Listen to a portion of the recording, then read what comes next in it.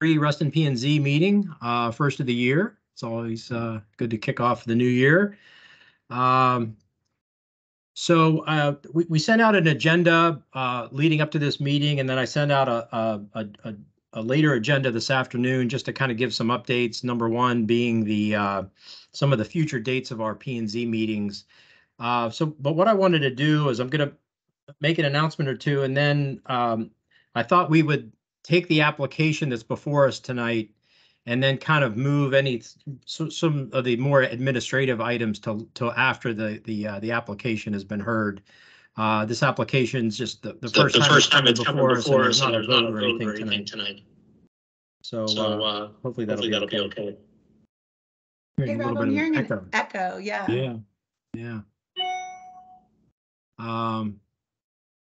So it looks like we are recording.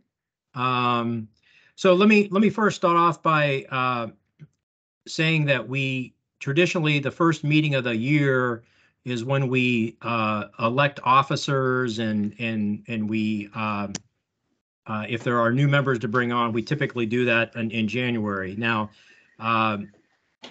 we're going to talk later about the subcommittee that's met about the nominating the new members.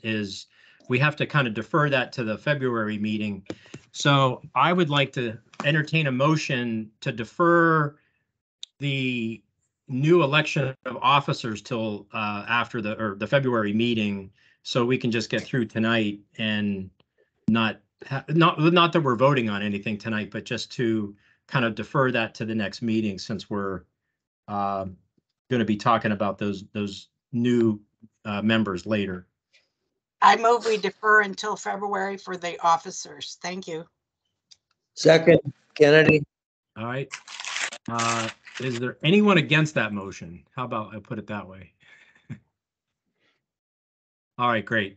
Hearing none, we'll say that was, we'll vote to defer. So with that, I would like to go ahead and jump right into the Reston Station, Reston Row application. I know we have quite a big team with us tonight representing that application. Jill, I don't know if you're going to start off with the introductions, but I can turn it right over to Jill Parks from Hunton and Andrews and Kurth and take it from there. Great. Thank you, Rob. I appreciate it. Good night, everyone. Thank you for meeting with us tonight. I am Jill Parks with Hunton Andrews Kurth Land Use Council on behalf of the applicant Comstock Companies. I am here today with my colleague Sam Steckety, who's going to be running the PowerPoint for me. Bear with us, it's a very, very large file, so if it takes a second or two to load each slide, we'll get there. I am here with Josh Firebaugh and Dave Bryant from Comstock and a whole host of our colleagues from a number of different disciplines.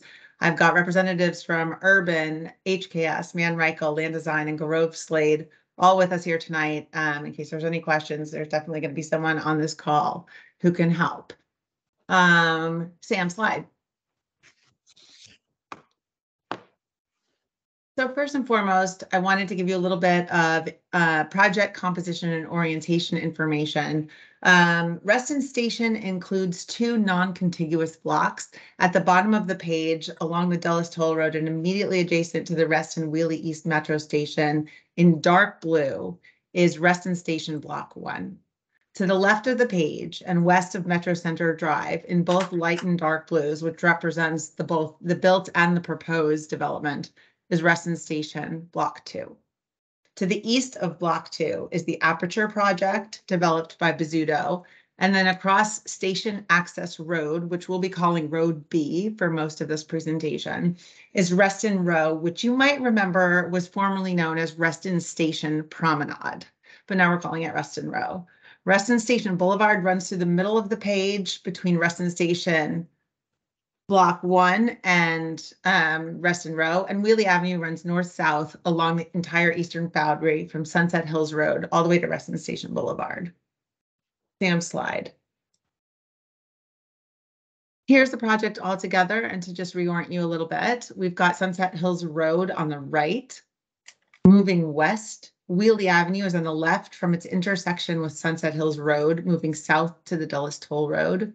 Dulles Toll Road runs along the back. Reston Station Boulevard bifurcates the two projects through the middle.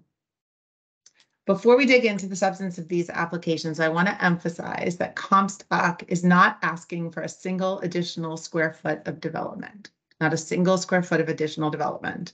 It is only proposing modest amendments to the governing entitlements for Reston Station and Reston Row in order to shift the already approved but unbuilt residential density from the orphan Block 2 at Reston Station to the more logical, metro proximate, and resident-friendly location at Reston Row.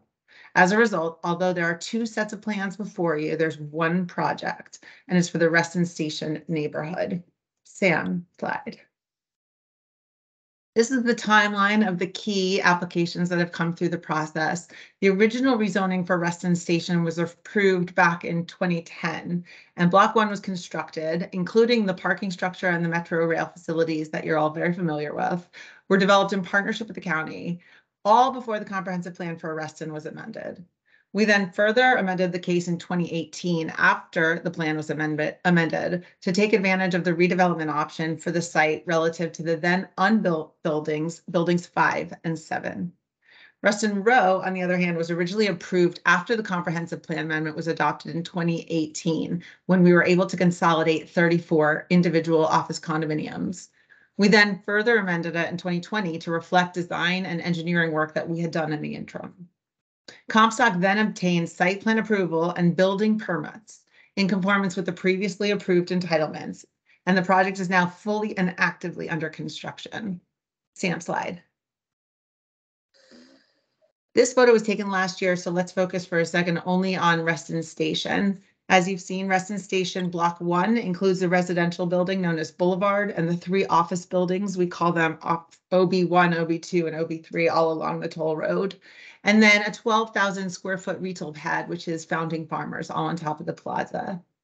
Block 2, there in the background, includes the 75,000 square foot existing office building, 1886 Metro Center Drive. It's actually Chris Clemente's very first building in the area, and the adjacent parking structure. Sam, slide. This photo of the construction was taken this morning, so it is very current. You'll see that Reston Row, just to give you a status of where sort of all the moving pieces are. On the east side, the parking garage will be ready to open in May, and the east side is really everything that you see in color over here. The parking garage will be ready to open in May. The applicant is currently pouring the 10th floor of Office Building B. That's the office building that you see there in purple, which is expected to top out in mid-February. And we are pouring the 2nd floor of the JW Marriott Hotel there in green and condominium building C. Substantial completion is expected in July of 2025. On the west side, in the background of this picture, the garage will be substantially complete by May of 2024, with buildings A and D delivering in December 2024 and November 2026, respectively.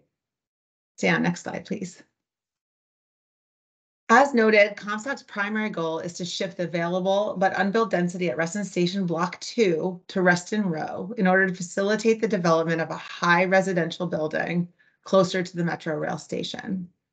Before we filed these cases, just to give you a little bit of background of how we came to be where we are today, we in Comstock met with the director of the Department of Planning and Development, Tracy Strunk, and the Reston Branch Chief, Marianne Ty, to review our concept and discuss the proper mechanics for achieving our goals. Staff was supportive of our proposal, and everyone agreed together to accomplish those goals. It was recommended to us that Comstock file a PCA, proffered condition amendment, on Reston Station with proffers that self-limit the remaining density. And as that is a paper exercise only, it only requires the proffers, the development plan requirement was waived. We were then advised to concurrently file a proffered condition amendment on Reston Row to receive that density and a conceptual and final development plan to reflect the increased density at Reston Row. We would then process all the applications concurrently so they could be approved by the Board of Supervisors at the same time. And our expectation is that the Board of Supervisors will first approve the Reston Station application, self-limiting the density on that site, and then approve Reston Row, which brings the density to Building D. And in that way, we'll never be able to achieve more density at Reston Row without commensurately lowering it at Reston Station first. And looking at these twin applications, then we are looking at the Reston Station neighborhood as a whole. We're not asking for a single additional square foot of density. Instead, residential density is really just being transferred from one side of the street to the other. No other park requirements are generated, and all substantive proffered commitments are being reaffirmed for both projects. Sam, next slide, please. This shows you approved Reston Station, and quickly to refresh, we've got on block 1 on the lower side of the page, we've got office buildings 1, 2, and 3 adjacent to the toll road. We've got the Boulevard residential building and Founding Farmers, all of which have been constructed and are occupied. Block 2 has the 75,000 square foot office building and the parking structure adjacent. Next slide, Sam. This is the density that is approved today at Reston Station. We're entitled to develop 1.735 million square feet at an FAR of 3.59 on the collective 2 blocks that comprise Reston Station. Of the 1.735 million square feet that are entitled, 1.376 million square feet have been constructed at an FAR of 2.84. That leaves about 360,000 and change remaining. Under the existing entitlements, I just want to tell you where that density really is. Building 5, which is the Founding Farmers building, could be expanded by 168,000 square feet to include up to 180,000 square feet of residential or hotel uses. Building 7 could be redeveloped with up to 350,000 square feet of residential or office uses. So that is where we're taking the density from. We are reserving approximately 58,000 square feet on block 1 for the future development of a rooftop deck over Founding Farmers, among other things, and 36,500 square feet for the future building site on building 7, adjacent to the existing office building. Sam, next slide. This is the approval for Reston Row. If you go around in a circle, Sunset Hills on the top, that's building A and B, which are both office buildings. Building C is the JW Marriott and condominiums, and building D is residential. Today, we have approval for 1.351 million square feet of density, or an FAR of 3.68, all inclusive of WDUs.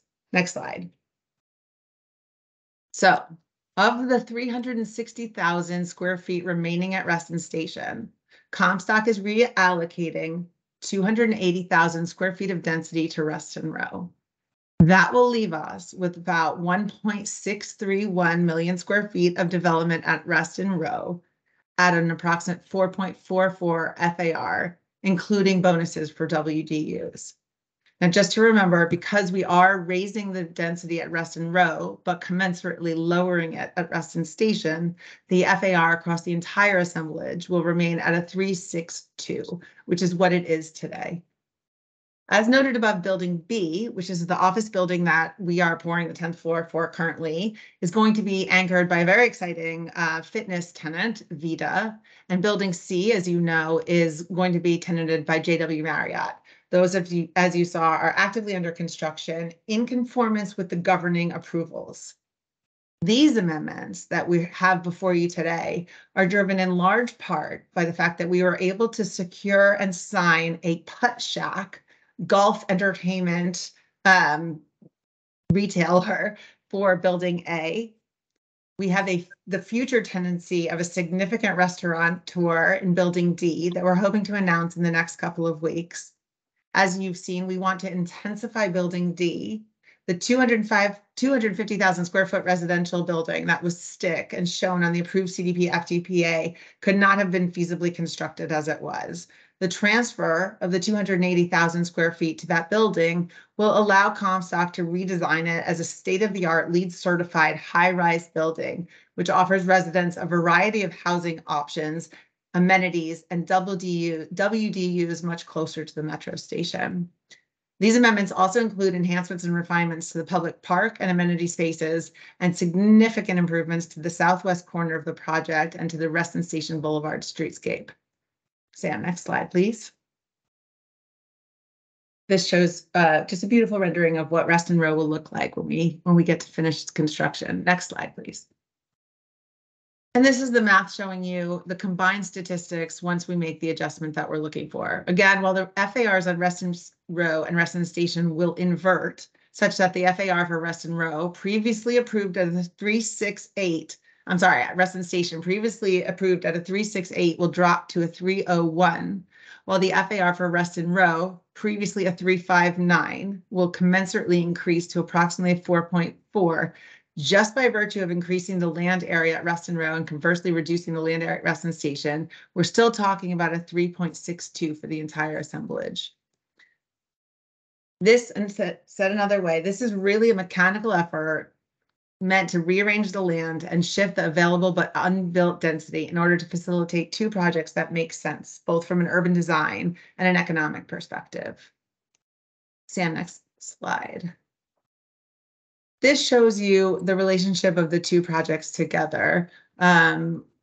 Just to show you that the heights of the buildings at Reston Station are really commensurate with the heights that we're now proposing at Reston Row. If you see this 205 building, that is the residential building that we know as the Boulevard. Across from it is the residential building D that we're currently proposing to intensify it. Behind it, along Sunset Hills Road, are the office buildings at 165 and 185. And then the condominiums at 296, adjacent from the Google building at 200 feet. And then 194 and 152 are the two other office buildings along the toll road. Next slide, Sam. And that shows you the two projects together. Next. And again.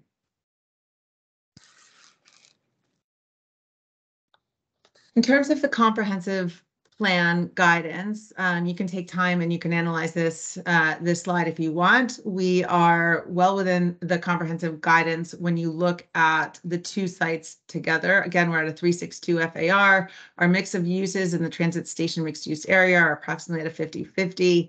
We have 448 units built in the Boulevard at Reston Station and 520 proposed now at Reston Row.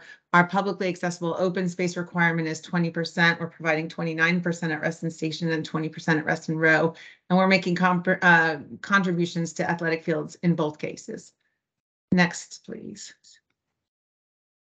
This is our illustrative landscape plan. As I mentioned, there are no urban parkland requirements that have been triggered by the reallocation of density because we're still working within the same amount of overall square footage. But we have made significant improvements to the two major park spaces that we showed you the last time. In the corner park, we added a whole bunch of landscaping at the corner and in front of the condominium building. We also included new park elements like oversized porch swings, a splash pad for kids, and amphitheater seating. There's also going to be a focal art feature that helps guide you up and into the park spaces. One of the things that we really focused on here was leveling out some of the previous landings that we had shown in order to create a much more usable park space where you see corner park written. In the grand room, we've added a fountain feature along the eastern side and a stage for performances on the west. Next slide. In addition to improving the parks that we had already proffered and agreed to provide, we're introducing a new idea as well. We are proposing an 8-foot wide, approximately 615 linear foot trail adjacent to the wooded resource protection area to the west of Reston Station Block 2. The trail improvements are intended to provide a significant environmental resource for the public and a respite from the surrounding bustling urban neighborhoods. Our plan is to design it with the benches and with the overlook so that you can really maximize the view shed that's provided by the RPA. We are also providing major streetscape improvements, particularly along Reston Station Boulevard. Next slide, please. It's the applicant's vision to make really good enhancements to Reston Station Boulevard and to elevate it as the primary pedestrian pathway so that wayfinding to the civic, cultural, and commerce nodes up and down the street into Reston Row, to the Reston Station Plaza and the rail station are all intuitive.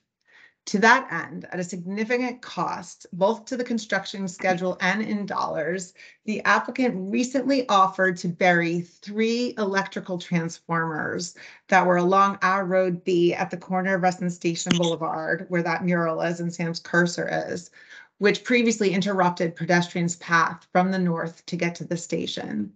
With the transformers underground, the applicant was able to bring the glass of the building all the way down to the street and introduce new features to the streetscape, which will move sidewalk users from point to point.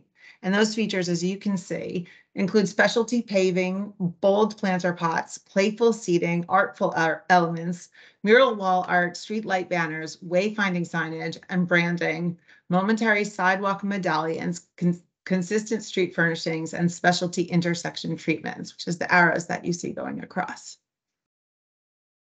Together, these techniques will result in a clear, activated, and specialized path for pedestrians that will make them seek out the street. Ultimately, the applicant intends to repeat these design elements on the south side of the street as well within the existing streetscape in order to expand the reach of these themes and tie Reston Row into the broader community. Sam, next slide, please. These just show you some additional renderings of what we've proposed. This is Road B looking towards Wheelie Avenue. Sam, next. And these are Reston Station Boulevard. Next. And next.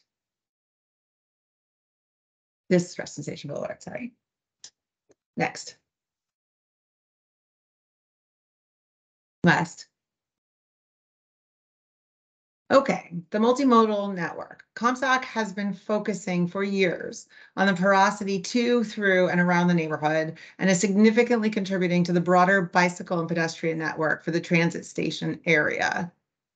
Next slide. I'm going to breeze through these as quickly as possible. I know you're anxious to keep going. Okay, these are the transportation improvements that either have been completed or will be completed as part of the build out of the Reston Station neighborhood. I do want to remind you that in addition to all of these road improvements that we have done or will be doing, it can't be forgotten that Comstock built all of the facilities for the transit riders. We made, as part of the first case that went through in 2010, we made substantial metro-related improvements, including the construction of the 2,300 public parking garage. We constructed the Kiss and Ride facility that accommodates 46 vehicles and taxis. We accommodated a pedestrian connection to the Metro rail station and constructed a 12-bay bus vault for public bus transportation. I also want to note that in this case, we were asked to provide a Chapter 870 traffic impact analysis because we're over 5,000 trips at Reston Row. But I want to remind you that we're going to be trip neutral across the entire assemblage, because while we're adding trips to Reston Row, we're taking them away from Reston Station. So we wound up doing a much broader and comprehensive TIA than otherwise would have been necessary. Next slide, Sam. Here's zoning ordinance compliance. Of course, we are in conformance with all the zoning ordinance requirements. I just want to highlight for you that we are going to carry forward our WDU commitment, which was always higher than we were required to be. It's 19.5% at Reston Station, 16.5% at Reston Row, at lower AMI tiers than the plan recommends.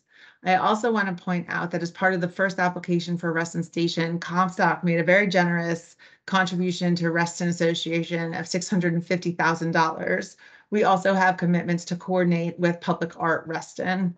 Again, we've made athletic field contributions of $1.72 per square foot in both cases and $1,900 in on-site recreational facilities also in both cases. Last slide, Sam. In short, Comstock is only proposing modest amendments to the governing entitlements for Reston Station and Reston Row in order to shift the already approved but unbuilt residential density from an orphan block in Reston Station to the more metro proximate and resident-friendly location at Reston Row, resulting in an integrated, well-planned, and superior Reston Station neighborhood. We will be happy to take questions. We would love to hear your feedback, and we'll turn the floor back over to you, Rob. Wow, thank you, Jill. That was quite a bit of good information and all packed in a small punch there. So I know most of us, received our packets in advance and appreciate that. And some of what you just described was spelled out, but I really appreciate the summary. It really helps to get a better understanding of the density transfer and then what changes are and what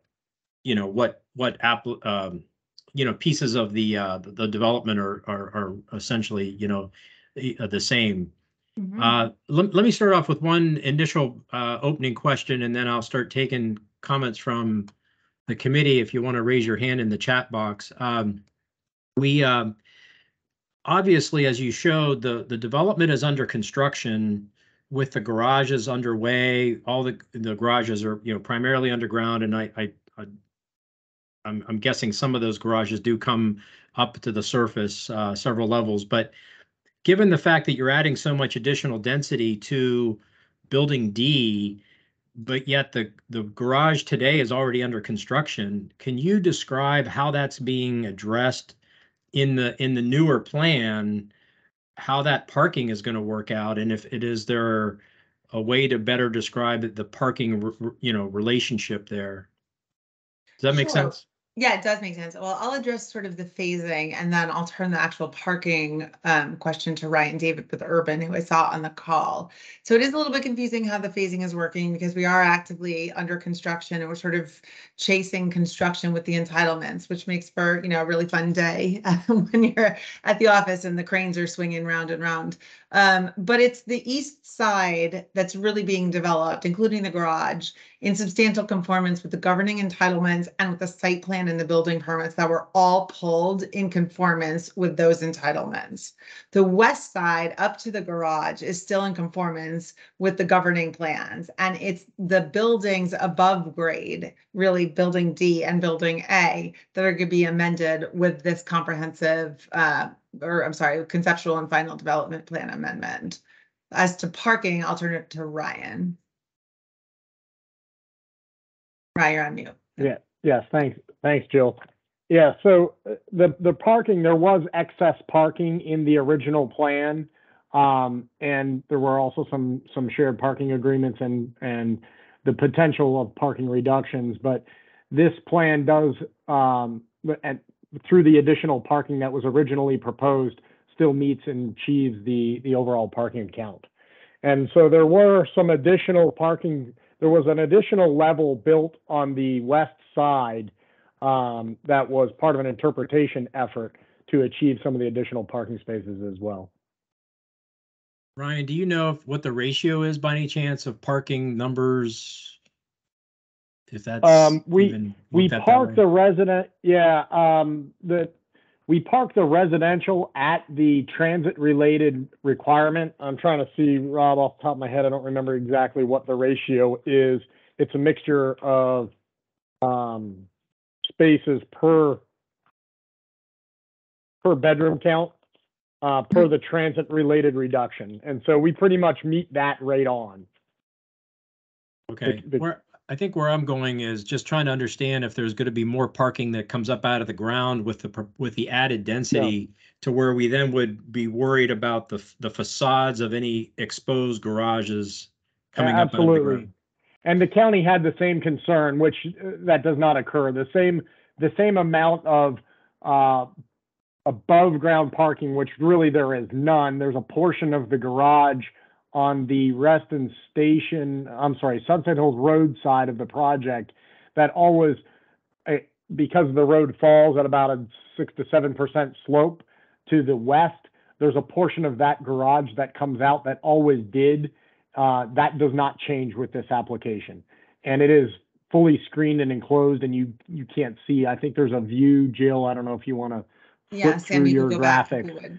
But that condition remains the same from the approved application, Rob. There was the allowance for an additional below grade level on the western side of the garage that was taken advantage of.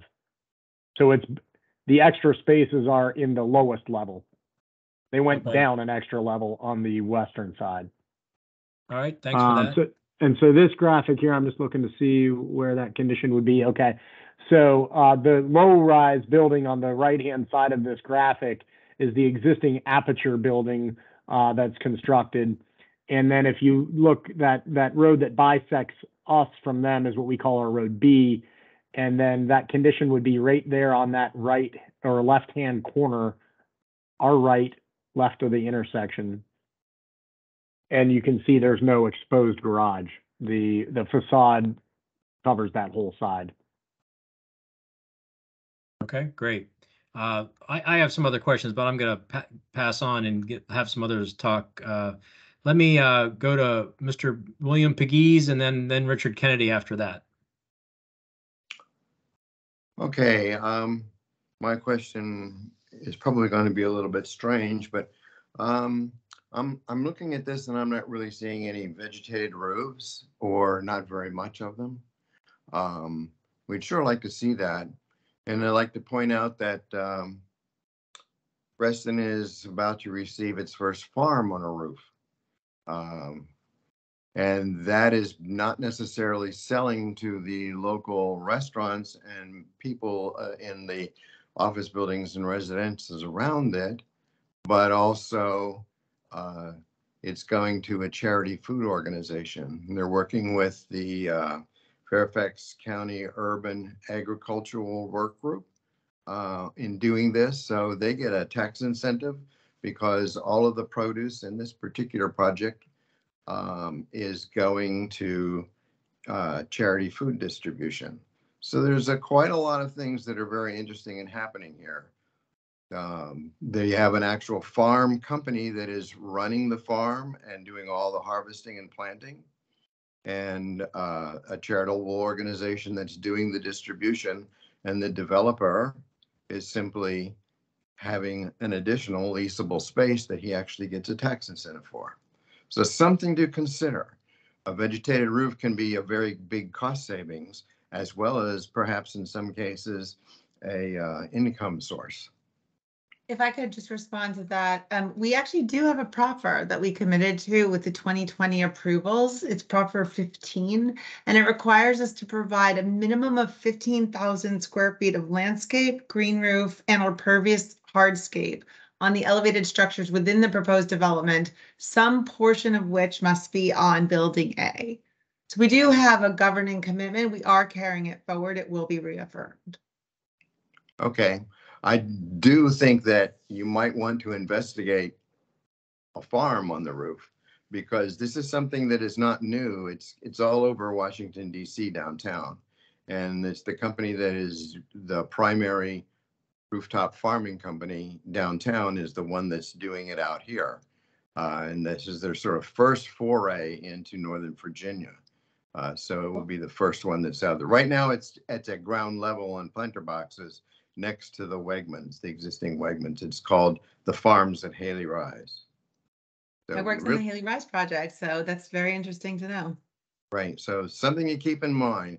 And of course, it doesn't have to be done right away. It can happen later. Usually it does happen later simply because, you know, you have to have your infrastructure of other restaurants and things like that built up already.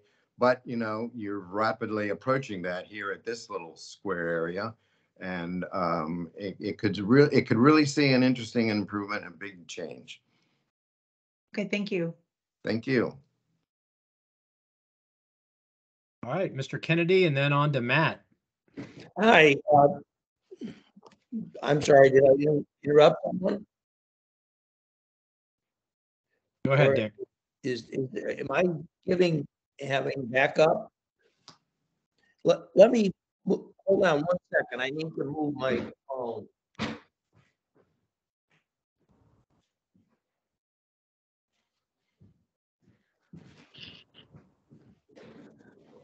Okay, I'm back.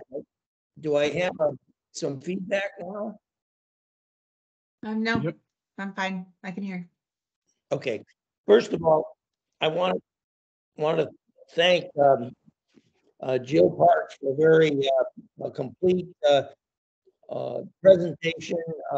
Moved a little quickly to keep up with, but it certainly is impressive, and I think you're doing a good job. But I think it's obvious. I have to ask this question. Are you really sure there's only 1 square foot of added density with all that moving around? I am sure. I trust in my engineering team. That was supposed to be a joke. I saw that. We don't joke about density here, sir. Since she said it 8 times in the statement of justification, well, I think we got it. Yeah. All right.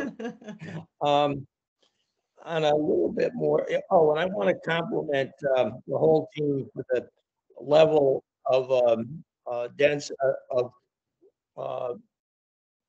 workforce housing. It is, you've been a leader in that area, and you're to be recommended, and I appreciate the effort that went into that. Thank you. Because we certainly need that parking, and it's, that lower income housing that's particularly so close to the metro. One question I have is that can you go to the parks that you were describing? You don't have to go to them. Just a simple answer, though, that I want, and if not, how does it work? Is there going to be a wheelchair access all through the park? It is Both It is ADA accessible. I'll turn to Ryan again, or actually either of the folks from Manrico if they want to chime in. So I can go ahead and start. And yes, Okay. The park, and you're referring to the Grand Room, and it connects to the park on the east side, and that is all ADA accessible paths through there. And then there's actually an elevator on the north side of Building C. Thank you, Sam. Right there. That elevator will allow the ADA accessibility to go up and down to traverse that grade change there to get you down to the street level, back up that elevator, and then back up to the Grand Room. Okay, good. And so the answer is yes. Yes. And good backup. Now, let me ask a general question.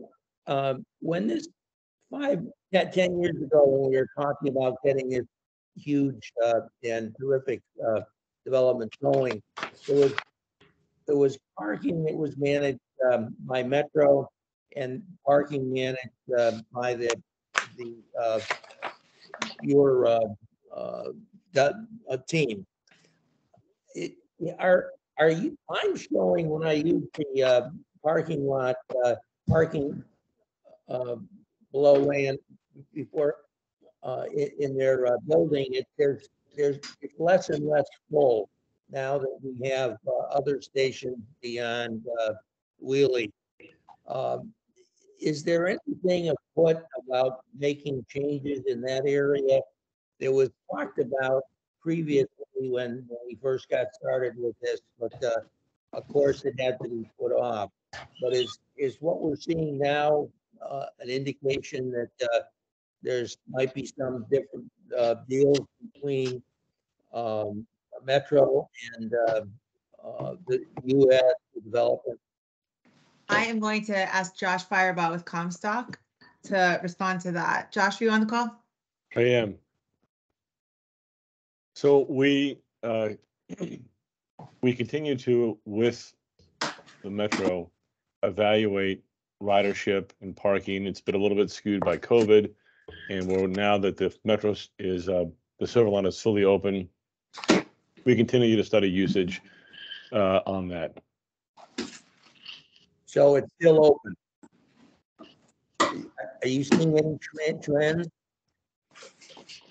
But besides COVID? I'm sorry, can you repeat the last part of your question? Are you seeing any other trends, Josh, besides COVID that are changing the usage? No, there's no additional trends. It's just been very unsettled between COVID and like looking at the bus routes, looking at the Metro ridership. We've just been observing, studying, and tracking various changes in ridership and trying to understand the new normal as the Silver Line opens up fully and hopefully everybody gets back to work in their offices. Thank you, Joshua, very much. That's all I have. Thank you. All right, let's go on to Matt, then Bill Penniman. Yeah, this is Matt. I just had one question. This new parcel is pretty fantastic. Seems to be an awful lot of pedestrian traffic on the new this new parcel of land. Was there any thoughts, or do you have any comments on how all these people from this parcel of land gets across to Reston Station, crossing the boulevard that'll have a lot of traffic, including bus traffic? Is there any bridge considered, or how will people get from one area to the other? Just cross the street, cross the boulevard? Maria, why don't you talk to some of the improvements that we're making to make sure that pedestrians can cross safely? And then when you've done that, Stephanie or Susan, maybe you want to talk about what you're doing along Reston Station Boulevard to help guide pedestrians between the two as well. Good evening, Maria Lashinger with Grove Slade. There are 3 existing traffic signals out there today, right? We have crossings at Wheelie, where there's a signalized crosswalk. There's a traffic signal, it's a 3-legged signal today at the commercial entrance. So once road A is punched through, that'll become a 4-legged intersection with crosswalks at that signalized intersection. And then moving to the west at road B as well, there's a 4-legged signalized traffic signal. Again, with pedestrian crossings. And then we can actually go even one intersection further to the west at Metro Center. There's an existing crosswalk currently unsignalized. In the future, once the demand is there, there will likely be a traffic signal at that location as well. And so you will have 1, 2, 3, 4 different signalized crossings with crosswalks, pedestrian signal heads, countdown timers to get folks from Reston Row over to Reston Station and onto the Metro. But what you're saying, there's no bridge connection where you have to go through these intersections through the lights and everything. There's no connection directly to the platform of the train station, right? Correct. That is not planned as of today. No. Okay. Stephanie, Susan, did you want to talk about some of the placemaking and streetscape improvements that you're doing to sort of back up Maria's plan? And Sam, if helpful, if you want to go to maybe one of the renderings that shows the corner. Yes, this is Stephanie Peckwitz with Land Design. And so what is, this is a good one right here, Sam. What is proposed for the streetscape, as Jill mentioned, both on the north side, and actually we would implement some of these ideas then on the south side to link together, is signage and wayfinding, banners, pedestrian level signage as well. Because these streets are currently privately maintained, we're looking at things such as enhanced crosswalks. So obviously that would have to all be approved. So this is conceptual rendering, but we really want to activate the pedestrian realm, both up and down the street and safely across the street as well. Thanks, Stephanie. All right, thanks, Stephanie. So Matt, there for a minute, I thought your voice changed. Yeah. So let's go to Matt, then Bill Penniman. Yeah. So firstly, and I believe I'm clear on this, but the density swap, a lot of that density is coming from what could have been built on top of the founding farmers. Is that correct? Some of it is. Okay. Yeah. So spatially, I like the idea of keeping the density of the building that houses the founding farmers lower. I think that you have a rendering in here that kind of shows a bird's eye of kind of the whole complex. And I think by putting a big tower in that space, it starts to kind of chop up, which feels like this pretty nice sort of pedestrian scaled open space that really kind of talks back and forth across Reston Station Boulevard. So I think conceptually, I do like that. And I think taking that density and kind of pushing it off to maybe the side of the site rather than having it right in the middle, and keeping that sort of central plaza area as sort of pedestrian centric, I think is a nice change. My question, though, gets back a little bit to what we were talking about at the very beginning, which was, we had approved and reviewed this site multiple times. My office is right across the street, so I'm seeing it go up every day. And we know that the parking structure is built up, I guess, to grade on this new proposed building on here. But if I remember correctly, the older schemes showed that as being like a wood frame building on there. Yes. Maybe like a five-story type 3A or something like that. How are you accounting for the added, essentially, weight of this new building on an existing parking garage? Was the parking garage designed for this as an option years ago when it was being designed? Because, I mean, if all it was ever going to hold while it was designed was a 5-story wood building and you're going to put a 30-story concrete building on it, I mean, that seems like something I want to just understand a little bit better. I think Dave Bryant with Comstock has been waiting his whole life to answer this question. All right, this will be fun. Dave. Dave. You guys are waking me up now. I thought he was speechless. It's your No, moment in the light. Our structural engineers have the art of probability. Okay. Any of those that were involved in the original Reston station, we kept Louis Fernandez very busy changing our mind day to day to day for structure and foundation. When we started the design of the garage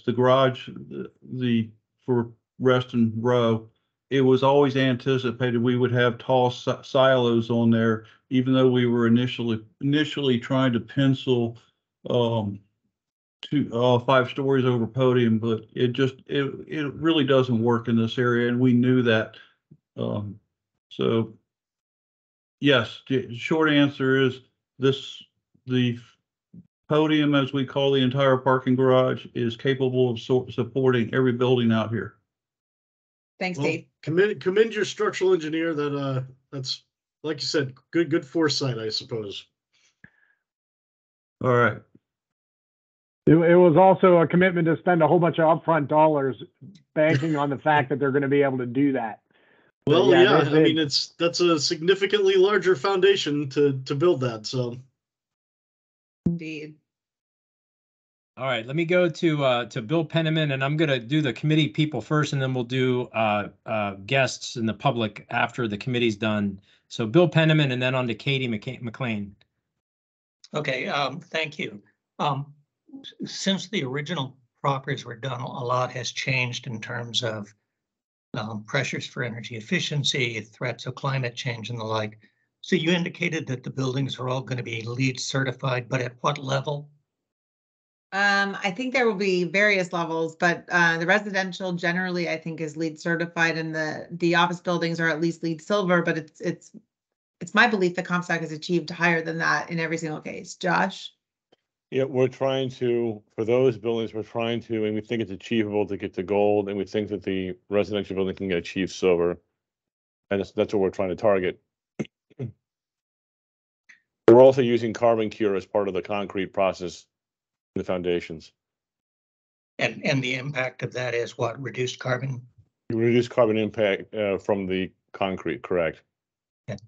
Well, I would encourage you, if you can, to get up to LEED platinum and gold wherever possible. Have you looked at the incentives being offered by the Inflation Reduction Act for greater levels of efficiency, electrification, and the like? It's a great question, and we're looking at a lot of those things. It's the LEED and other sustainability has certain challenges for certain things in terms of implementation, but it's in our interest to maximize that because a lot of tenants are seeking that and a lot of residents are looking for that. So we're trying to maximize our LEED impact, and we're also looking for alternative ideas to enhance sustainability. Those are important goals for the company as we evolve. We're also trying to think about EV charging stations. We already have a significant amount in the project. So there's lots of factors. It's, as you note, it's very dynamic. And so we are looking at every possibility we can to enhance the energy efficiency of the project. I mean, EV charging was actually another thing I was going to ask about as to what level of charging are you currently planning for or considering? And as you're pouring the concrete, putting in the conduits is better then than after.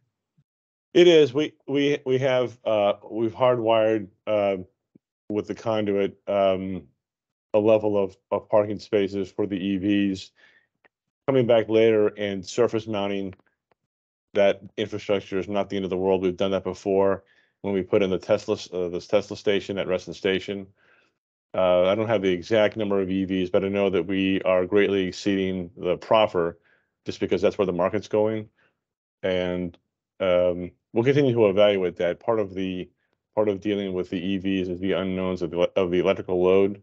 So we've designed in an appropriate amount of what I'll call potential capacity into the system. But if we have to come back in the future and create some additional feeds for additional EV spaces, then we'll do that as we did with at Reston Station. Well, I would encourage you to do as much as you can early on. I think both for the hotel and for the residential in particular, to a lesser extent the office, but even the office is going to need EV charging. Now, there are different strategies for how to do it, level 3, level 2, but basically, for most people who use their car on a regular basis, which may not be, you're going to have fewer of those because you have the transit, but you will have some, and they're going to want to have, nightly access. And for many of them, it'll end up being a decision on where they end up living. So it will be a competitive question for you. So the more you can prepare for that and hold it out for people, the better. At least 25% should be the target, but I think actually, close to at least half as many DUs should have it. So please take a look at that. You have a lot of glass in these images. Can you tell me how bird friendly that is? What are your plans in that department? I know the district requires it. There are some, New York requires it. It does make a difference. I've seen data. Most of the second largest source of death for birds is flying into buildings. So it doesn't have to go all the way to the top, although that would be nice, but at least the first 50 feet or so at a minimum should be bird friendly. Have you looked at that? I don't know if Mike, if you want to talk a little bit about that. And by the way, your suggestions about the EV stations are spot on, and so that's something that we are looking at really hard. So I appreciate the questions. Well, I can speak to that a little bit. Sure. Each of the buildings proposed for Reston Row have a different architectural character. Some of them are glassier than others. We've tried to vary the character of all of the buildings to have them be something more interesting architecturally than a bunch of glass boxes. So I think it's primarily, to be honest, through the introduction of a range of materials and varied scale in the glass surfaces that you see. I mean, there are a few glass surfaces that get a little bit large, but the majority of the buildings have glass areas that are smaller in their scale. So, and it's our hope that that combination of materials is really kind of what is the most effective approach for all of this. The American Bird Conservancy, I think that's what it's called, has material on window size and finishings, and the finishings don't distract from people's views. To the extent they notice it when they first walk in, they quickly forget it, but it is effective for protecting the birds. And with more places requiring it, the market is growing. So the cost premiums people have talked about in the past should be down. And as I say, it doesn't necessarily have to go to the top of a 300-foot building, but at least the first 50 feet. That's what GSA requires of its own buildings. And I'm pretty sure I can guarantee that even your smaller windows are big enough to deserve bird-friendly treatment. So I would like you to look at that, and the next time you come back, if you can give some more information on how you're progressing on that, EVs and the like. And one other thing is you were talking about crossings and how to make them workable. Have you had conversations with the Isaac Newton Square people? Because their folks are going to be some of your major customers for the retail, restaurants and the like. And they're certainly going to be walking through your site to get to the subway. So have you talked to them yet about what the two of you can do to make it easy for people to get across Sunset Hills? It only has to be Sunset Hills for them. That's easy compared to some of the other possibilities. But have you talked to them yet? I don't know that we have. We sure Okay. can. I mean, we can. Yeah, I think you can should. reach out. It's Absolutely. in both of your interests to come up with safe and efficient means of crossing. And okay, that's it for now. But the next time you come back, I'd like to hear more. Thank you. Copy. Thank you. Thanks, Bill. So let me go to Katie first, and then we'll go to Tom Weiland after Katie. Hey, hi, thanks. Just to kind of touch on what Matt said earlier, what were buildings C and D approved for? What height? What amount originally? Like how many stories are we talking about here that we're changing? So C is the hotel condominium. That's not changing. Okay, C's not. I'm sorry. A and D maybe. Was that the letters? Yes, it was A and D. Anybody have the approved CDP at their fingertips? Yeah, Jill, I have it at my fingertips here. Thanks, so, Ryan. So building D was approved at 180 feet tall.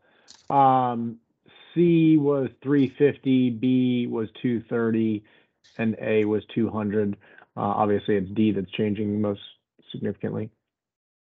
So D is changing. So my question is for the apartment building next to that, right? That's the apartment building. The Aperture. Aperture. Thank you. Sure. Have you all what's the feedback from them on the huge change in the tower is going to be right next to them? Has there been any feedback from them?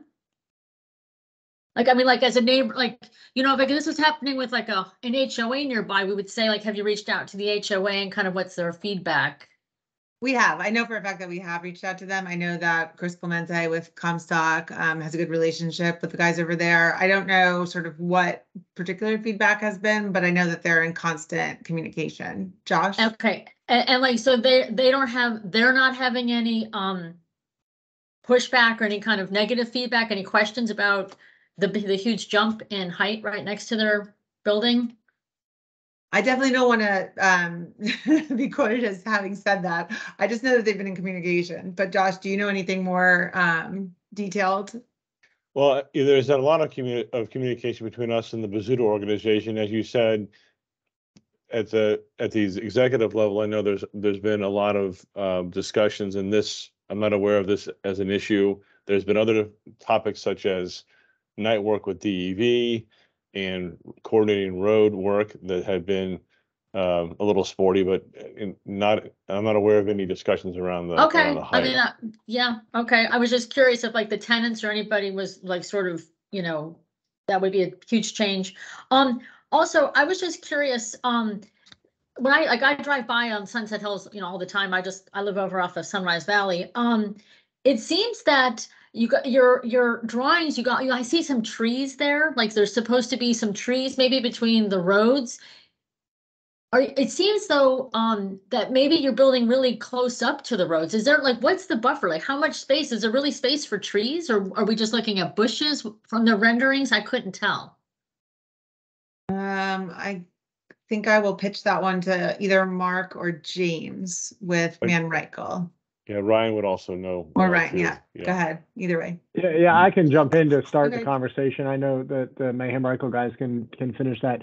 So we're working from a little bit of a prescription that or a guidance that's been put together by Fairfax County for streetscapes, and we're providing the 8-foot landscaped amenity panel adjacent to the curb line, which is does allow for a tree, and then there's an 8-foot sidewalk panel beyond that, and then a 4-foot building zone up against the face of the building. And that's pretty much the case around the project's 3 sides, east, west, and south. And then along Sunset Hills Road, there's a bit more of a substantial gap there between the building and the trail. The trail meanders a little bit on that side of the world, so it's a little bit more gracious on that side. Okay. Katie, And then, one other response to your initial question about the aperture. I think what Josh said was right, but I just to think about it in this way too. The density that we're taking from building 7, which was on Reston Station Block 2 on the west side of the aperture, that building would have been constructed up to 280 feet plus penthouses as well, just on the opposite side of the aperture. So it's not entirely new that there would be a tall building at one side or the other juxtaposed against it. It's just on the other side. It's just on the other side now. okay. Finally, I just wanted to ask you about the trail that you referenced, kind of over there near the W&OD trail. Yeah. Yeah. Is this, where is this right there where that parking lot is that kind of always floods when it rains? Is that where this is? No. If you go back to the other graphic, Jill, maybe we can kind of point. The orientation of this is a little bit strange. Yeah. go to the. I just couldn't figure out where it was. It's in that. It's on our side of the street. It's not on the VDOT parking lot side of the street. So Okay. Tell me when to. This is keep going. This one, stay here. Yeah. So on the very left side of this graphic, where that 80-foot height dimension is right there, Yeah. it's the left side of that. There's gotcha. there's an RPA over there. So the idea is it's not so much as a trail as a boardwalk, because it's somewhat elevated, so that we're not doing filling in over that. So it's somewhat of an elevated kind of overlook boardwalk that kind of allows you to kind of capture some of that nature on that back side of the project. Okay. Thank you. All right, thanks, Katie. While I was on here, Rob, just one thing I just wanted to address back to your parking question from earlier. I was mistaken by saying east and west for portions of the underground garage that were added, but also the roadway that bisects the middle of the project, we call that Road A, the private road in the middle. In the prior application, the 2 garages were separated in that section. And so part of an interpretation that was actually done before this application, there was an interpretation to connect the garages. So there's 5 levels of garage that connect now in between there. And the original application had about 2,200 parking spaces. Now there's about 2,700. So that connection there captured about 500 parking spaces. That's what gets us the ability to park this new section. All right, that sounds good. All right, as promised, let's go to Tom Weiland, and then we'll go to David and or Sue. Hi, thank you. One of the disadvantages to moving the density north across Reston Station Boulevard is the reduced access directly to the Metro Plaza. I was kind of shocked to see only one crosswalk, mid-block crosswalk there, and that long stretch of block and Reston Station Boulevard to connect the two. Were there any changes made or additions to the pedestrian access as a result of moving the density? So first thing I'll say is we're really thinking about this is not that we're moving the density north, but that we're moving it east, because where it really would have been is on top of building 7 all the way over there on block 2. So we're not so much moving it north as we are east. It's complicated because when everything we do is a little bit complicated, but when we came in with the original case for Reston Station, the densities that we proposed were what we were calling silos. So for each case, for each building, there's a maximum that we could construct, but the maximums for every single building could not be constructed because they would exceed the total for the whole site. So it's a little challenging to say it came from there and is being moved there. But for all intents and purposes, there was 350,000 square feet that could have been built on 7, and we are moving 280,000 square feet. So the easiest way to really think about it is that it's coming from block 2. And I think what Maria had spoken about earlier is that, I mean, I think we feel very strongly that there's adequate pedestrian crossings in 4 different locations across Reston Station Boulevard. So the crosswalk that's rendered there in the middle of this picture, we saw it in another view, and it looks like it kind of terminates. It doesn't terminate at either entrance to the plaza, right? It kind of terminates right at the garage entrance there. Can you describe how someone in a stroller or wheelchair might get from the north side of the road to the plaza level? Ryan, Maria? I can take a crack at that. You can wake me up again for that one. What you don't see is between Founding Farmers and in this particular view and the residential boulevard is what we call a grand stair between the 2 buildings that brings you up to the plaza. And there's also an elevator right underneath Founding Farmers that brings you up to the plaza. So it's offset to the ramp that goes up to the plaza, but it's got a very direct connectivity from that crosswalk onto the plaza using either the staircase or the elevator. So does that help? Basically, it's through the garage. They have to go through the parking. No, you don't go through the garage. It's completely wide open. Tim, do we have a better shot of the plaza? And in that is an option. There's also another option where you would go a little further, but you could go a little when you cross the road from Reston Row. If you go to the left, then you could kind of go up the pedestrian / driveway that takes you up to the plaza. So there's a couple of different options. You might be able to provide some extra graphics if you think that would be helpful, Tom. Yeah, I mean, I'm familiar with that. I know that it's a staircase on one side and cobblestone, pretty steep on the other side. I'm not sure if there's a smooth surface that goes up to the plaza. Just seems to me that that's a lot of generated pedestrian activity that's going to go through basically a single crosswalk there. I was hoping there'd be more mid-block crossings planned. It's a lot of lanes, right? We're talking like 5 or 6 lanes there. All right, thanks, Tom. Let me go on to David and Sue and then Michelle. Sure. Thank you. Thanks for the presentation. I think the repurposing and the relocating of facilities and space makes sense and does definitely improve your plan.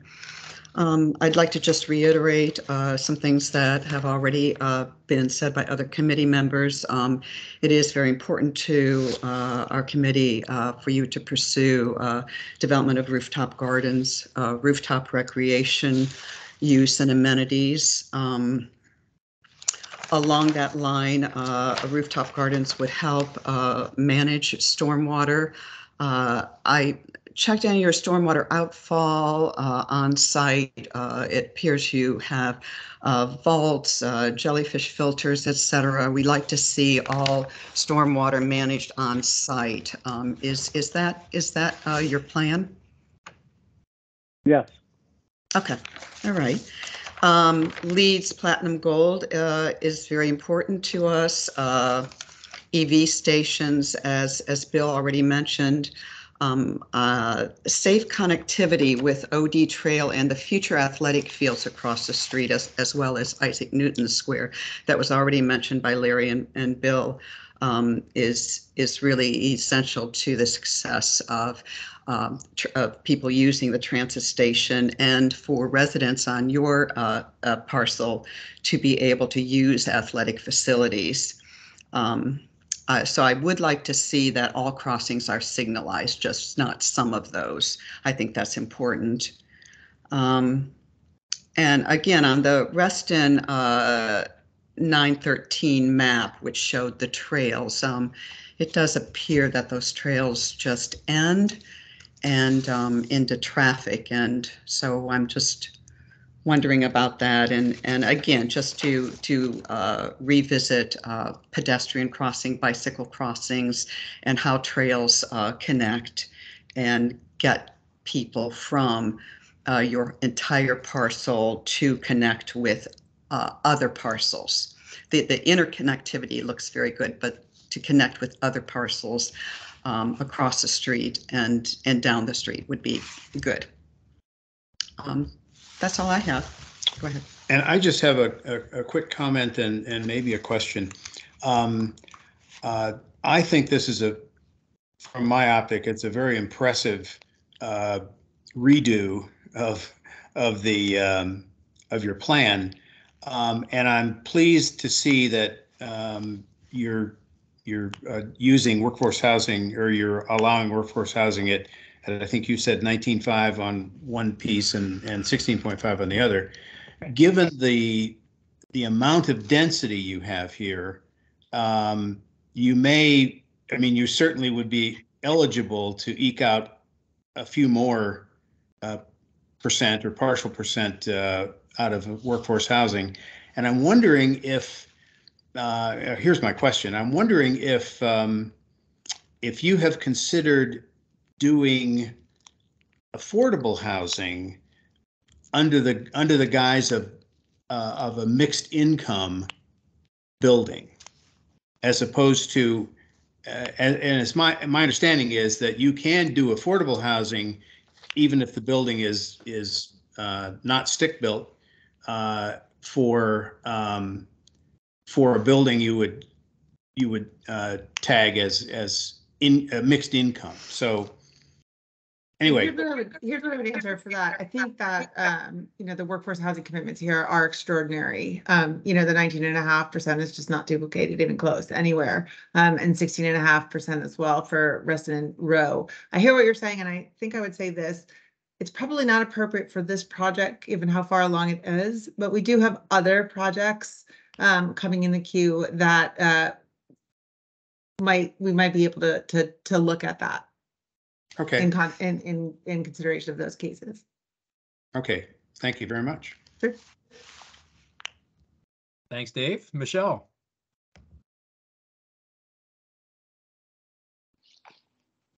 Hi. Let's see. So I guess my first question is, so exactly how many WDUs will this mean? I know you gave the percentage, but what's the number when it's finished? So it's someone else can do the math, but it's 520 dwelling units at Reston Row. So it's 16.5% of that.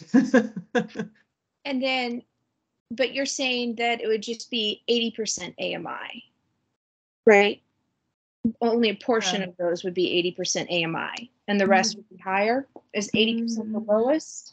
I can go back and check what the proffers are. I don't believe that that's what the tiers. I mean, the tiers were stacked.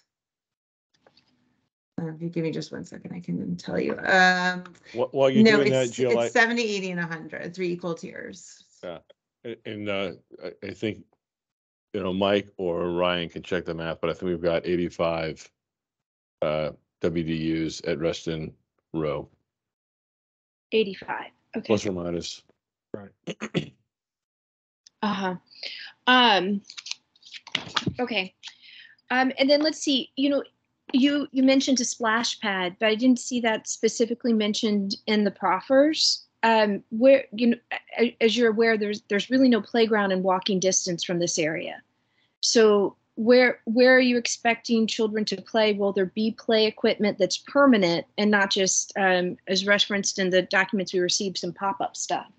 Sam, why don't you go ahead to the illustrative landscape plan? I do think that the splash pad, or I thought that the splash pad was one of the items that was listed. And so if you see where her cursor is, that's the splash pad right there. It's adjacent to these sort of oversized porch-like swings. right on the left-hand side, and then this open lawn and grass. So this whole area is going to be super, super activated. And then there's the amphitheater seating right in front of it. I thought all of these components were memorialized in the proffers. I'm happy to go back and check and make sure that they are, because I think it's Comstock's intent to do those features. I think that would be good to know, but I mean, as we also know, a splash pad only covers certain months of the year. And so I think that Comstock is really looking at an area where there's already children living there, and they really don't have access to proper play areas. And so it would be nice to actually see a more intentional effort there, and something a little bit more specific. You know, I think one of the problems with this is while I think Sue mentioned it, it's connected among itself, it's still very insular. The loading dock on Wheelie, I mean, that gives me concern. Has that always been there, or? Yes. That's right. And so that hasn't changed. That hasn't changed. Mm-hmm. And so it just seems still a bit concerning that it's just, it's not really creating an overall neighborhood. It's just very focused inside. And so, you know, I think that's pretty disappointing. But for proffer number 46, where it says Metro Rail facilities relocation, what exactly did you have in mind with that? What would be relocated?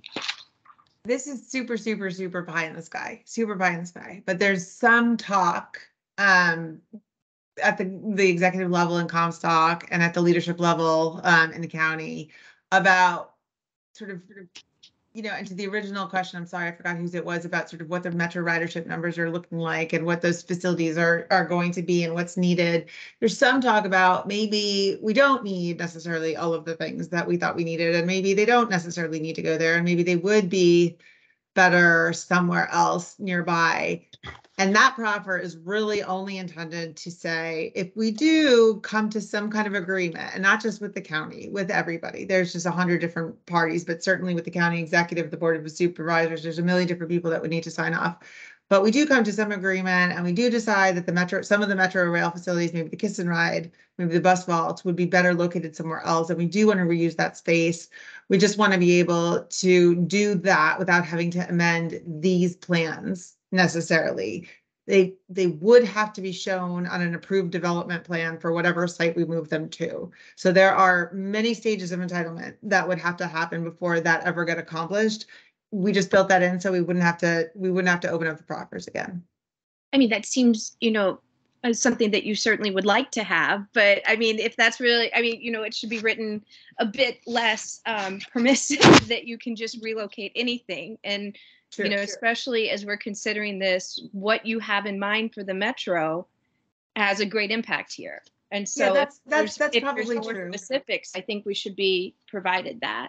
That's probably true. I will say, as far as the proffers go, we have just submitted them to the county the same day that we submitted them to you. They have not yet been reviewed at all. So this is our first, of course they're permissive. I wrote them, right? So we'll get feedback from the county and we'll start negotiating from here. But there's a lot of work to be done before those are finalized. And I'll certainly look at tweaking them a little bit. It was just a first stab.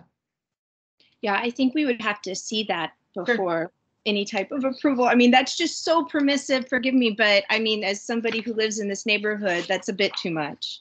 Okay, just the one thing I'd ask you to remember is that we couldn't do anything unless it went through a full other rezoning, conceptual, and final development plan for those facilities. So we can't do it on our own. We would have to do a full nother rezoning and get the approval of the board, the county executive, and all of the Metro Rail, you know, parties. Why are the parcels still not combined? Or why is it separate instead of a combined application? I mean, is it just because that's what the county told you to do? It just seems, you know, at one point we really wanted parcels to be combined and not have all of these smaller applications. I think the simplest answer to that question, and it's a complicated one, is that the county is actually the owner of Reston Station Block 1 and ground leases it to Comstock. whereas Reston Station Block 2 and Reston Row are owned by Comstock. So there's a lot of different sort of ownership agreements, ground leases, and other sorts of agreements in play that would prevent us from being able to combine them all into one. Okay. What? Sorry. But they're also separated by roads, obviously separated by roads that have public entity associated with them, and then also goes back to some of the original applications. So, you know, when Reston Station was started, Reston Row wasn't even conceived at that point in time, and that is a zoning application that had been approved on its own merits, and there's components of that would just be very complicated to try to join together in terms of a zoning application. But in terms of Reston Row has been consolidated. It's not individual. There's no individual, a bunch of individual parcels on that anymore. It is one consolidated block. It is. And forgive me, I'm just trying to get a better understanding. So the density is being taken away from the county-owned land? Is that no, the density on county-owned and the potential on county-owned, so the value of the county-owned land is not being decreased? No, and again, this is sort of complicated, but originally we were going to only leave enough square footage on block 1 in order to construct the rooftop deck at Founding Farmers. But if we did that, it triggered all sorts of lease obligations that we had with the county. And so the reason that we're leaving approximately 58,000 square feet of density on block 1, even though we'll probably only build the rooftop deck on Founding Farmers, is to make sure that the county's paid in full for what it was contracted to be paid for. So that's why we're leaving 60 or 58,000 square feet on block 1. They're not losing anything. Okay. And then as far as building heights, I mean, it was my understanding that the language in the comprehensive plan says that it should taper down from town center. And it seems like your description of how the height should work is a bit of a different interpretation of that. So what is it in relation to what we're seeing at town center as far as building height goes? I mean, from the land use attorney's perspective, what I can say is that, you know, we tapered the density down to the west. All of sort of the lower rise office is down to the left, and we're concentrating all of the density at, you know, at rail. The 200 square foot buildings approximately are fronting the toll road, which I think is appropriate. And then, you know, the periphery on the north side, as it gets sort of more residential, are the lowest buildings that we have. So anybody else in HKS or Mike, if you want to talk to how sort of you set that up, but I think it does exactly that. Right.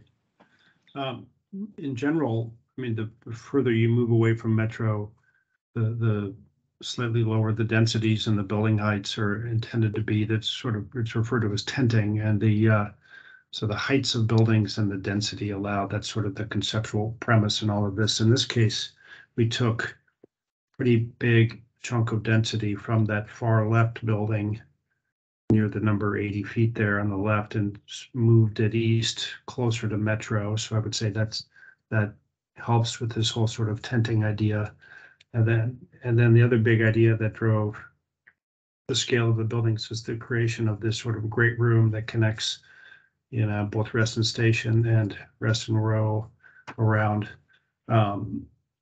a fairly strong civic community focused move is kind of how we see that, with small infill buildings kind of in the middle of all of that are very retail focused and pedestrian focused. So you end up with a variety of scales and character. So there's sort of this idea of large buildings around the edges, keeping more density closer to metro, and then tapering as you move away. So to the left, you know, to the far left, the density drops down, and even as you move to the right off the screen across Wheelie, the densities and the heights drop down as well. So, and that's all in conformance with the comprehensive plan Yeah. as well. It's the same theme. But is now Building D one of the tallest, or will be one of the tallest in Reston? Do you know? I don't think it will be the tallest in Reston. We can certainly get you heights from, you know, Haley Rise and Reston Gateway and all, all the other cases, but it's not in any way out of proportion with what similarly sized and located projects are doing. And it's, very, very similar to what we're doing in the hotel condo building along Wheelie as well. And then my last question is you mentioned the $650,000 for Reston Association, but that was for what you've already committed that for Reston Station, correct? This is not an additional 650? No, we made that contribution already. But so that did not include, okay, so that did not cover, or was that intended to cover any and all development? So I think what it was intended to cover, honestly, at the time, Reston Station was the first of its kind to come out of the ground. And at that time, there really were not any rec facilities, in the area. And other projects, other developers hadn't built any facilities yet. And so the contribution, I think, made a lot more sense back then because we were sharing in sort of the facilities that Reston Association had already established.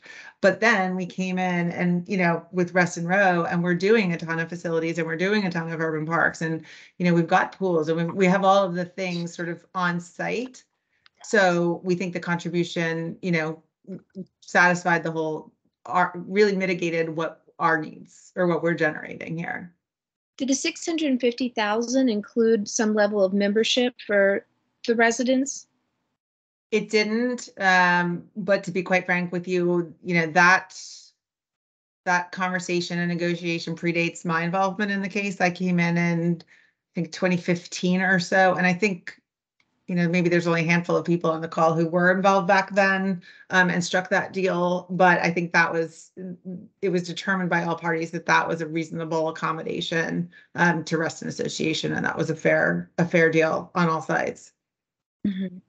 And to jump back over to height, just to help answer your question there, to Jill's point, Gateways has buildings that are 480, 380. There's buildings over there, multiple buildings on that project over there that are greater in height than this application. Thanks, Ray. Okay, and then, I guess Reston Association does provide more than just pools. And so there are facilities that residents would be using. And again, if there's, from everything from camps to the trails, and it's certainly more than just, whether or not you have a pool on site. I don't think I characterized it. I didn't intend to characterize it as just pools. I meant to characterize that, we are providing sort of the recreational facilities and amenities that we need to serve our residents and our employees and our visitors and the community at large. That's our belief. Mm-hmm. And so I guess there will also be no discussions about joining Reston Association or having the residential. Are you discussing anything with Reston Association, or you consider those conversations closed? Not at this time, as far as I'm aware now. Okay, that's it for me. Thanks. Thanks, Michelle. Let's go on to Tammy, and then it looks like David and Sue are back with a question after Tammy. Thank you. I'm going to skip around a little bit illogically. You made no mention of the Maximus building to the Reston Station platform west of that. Don't you own that property also? We do. We're working on it. Okay, so this is we'll be back to you. Yeah, and can you swirl your cursor around that so people know what I'm talking about, please? Sam, do you mind? Right there. Mm-hmm. Did everybody see that? Okay, so we aren't getting this full. We have aperture surrounded by Comstock here. Okay, the boulevard, Reston Station Boulevard, that's a VDOT street, is it not? No, ma'am, not yet. Is it planning to be? Is it going to be private? I think the intention of the county is that it will ultimately be public. I think that has yet to be determined. Ryan, do you want to, or Maria, do you want to speak more to that? The plan calls for it to be a public roadway currently. Public, okay, that's what I thought. All right, the road that separates you from Aperture, that is planned to be VDOT, correct? No. No, that's We're- private. We're in active discussions with VDOT and FCDOT about that right now. That is unknown. We're Okay, working on it, but as of right now, that'll be a private road. What about the mid-block between, in this diagram, between the 165 height and the 185? Is Private. that private? I would assume that would be private. Private. It's private, yes. Okay. And so the T roads inside obviously would be private. That makes sense. Yes, ma'am. All right. So that's that group of questions out of. I will be asking you in the future more details about the combination and the switching of density between Reston Station and Row, but that we'll wait till the next time for that.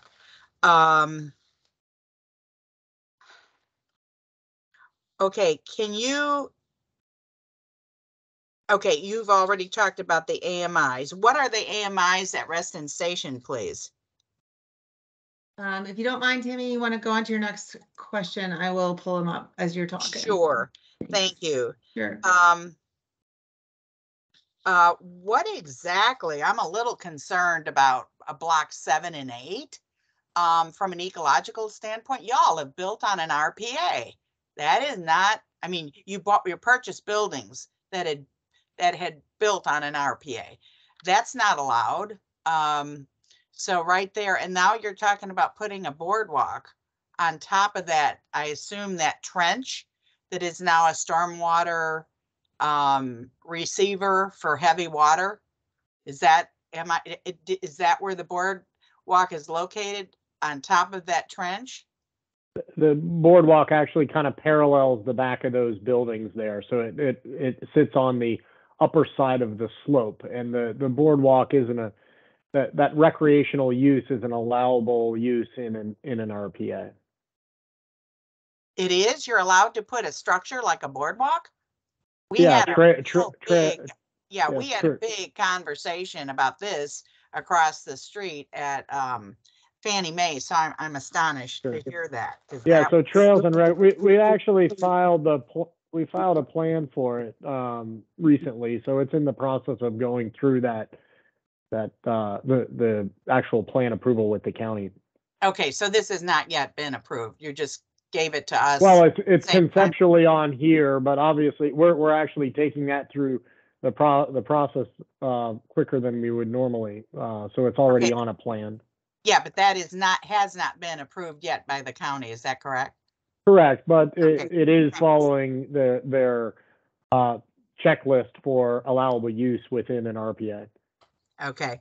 Tammy, Tammy, I'm sorry. The income tiers at Reston Station are 3 tiers, even 70, 90, and 100.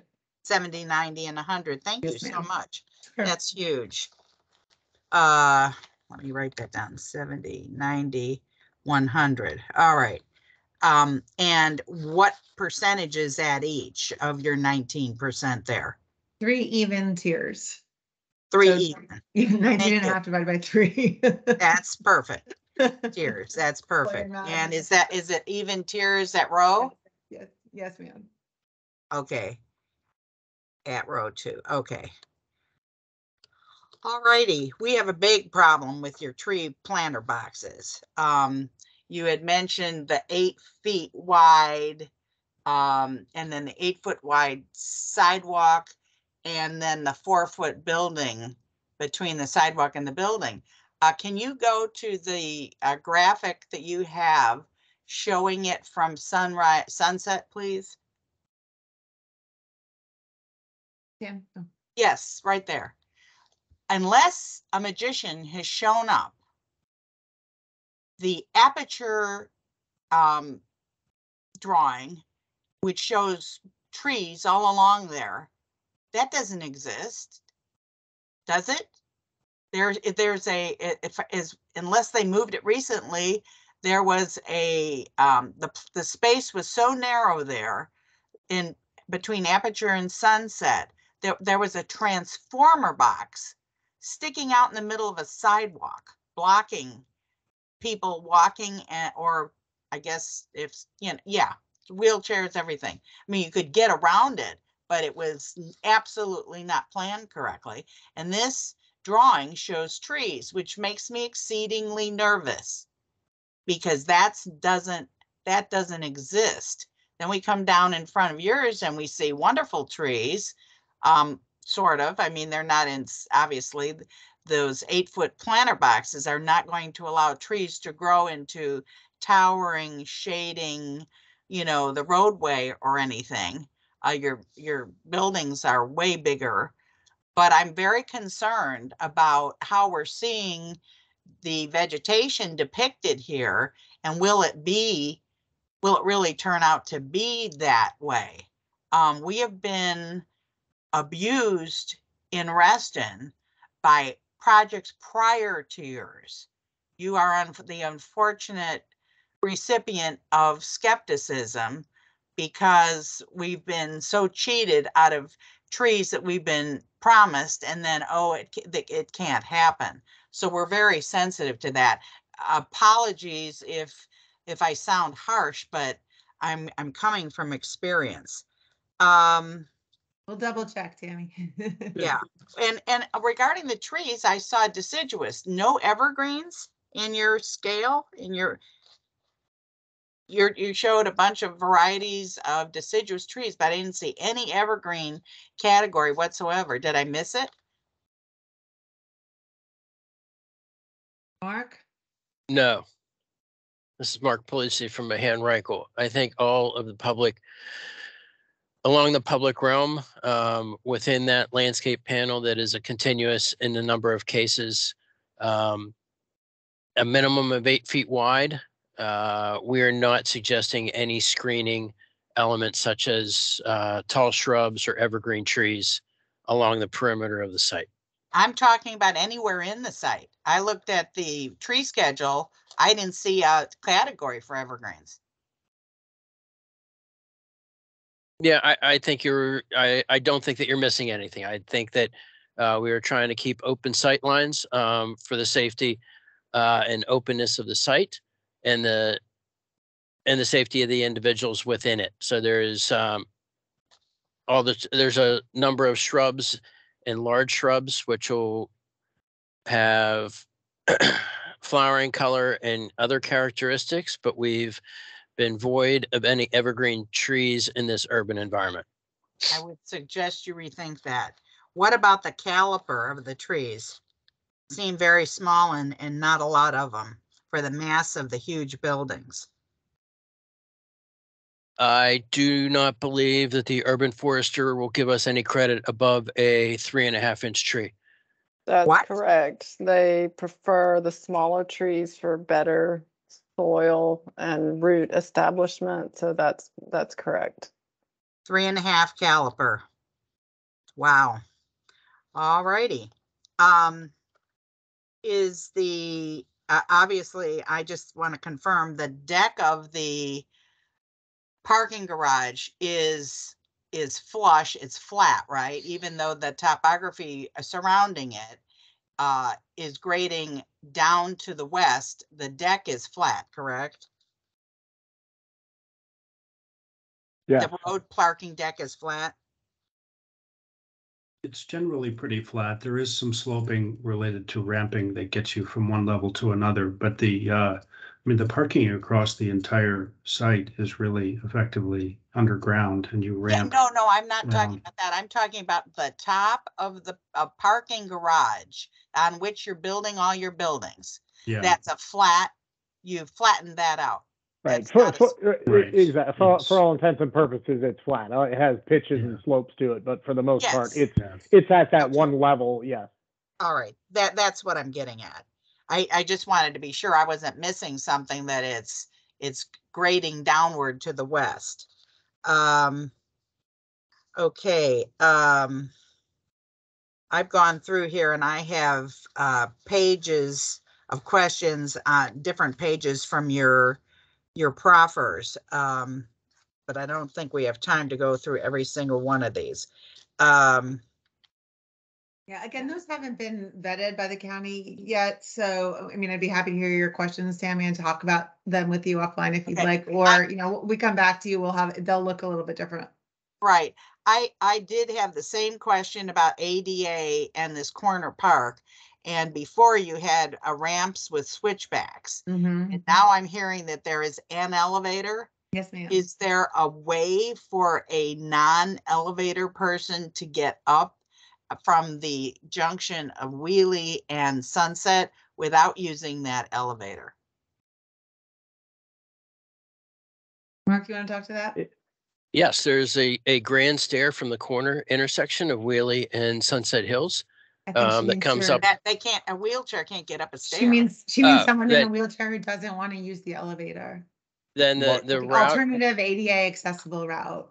The route will move westward along Sunset Hills up towards Building B, and there is an accessible ramp that comes around the northeast corner of Building B on the back side of the proposed fountain.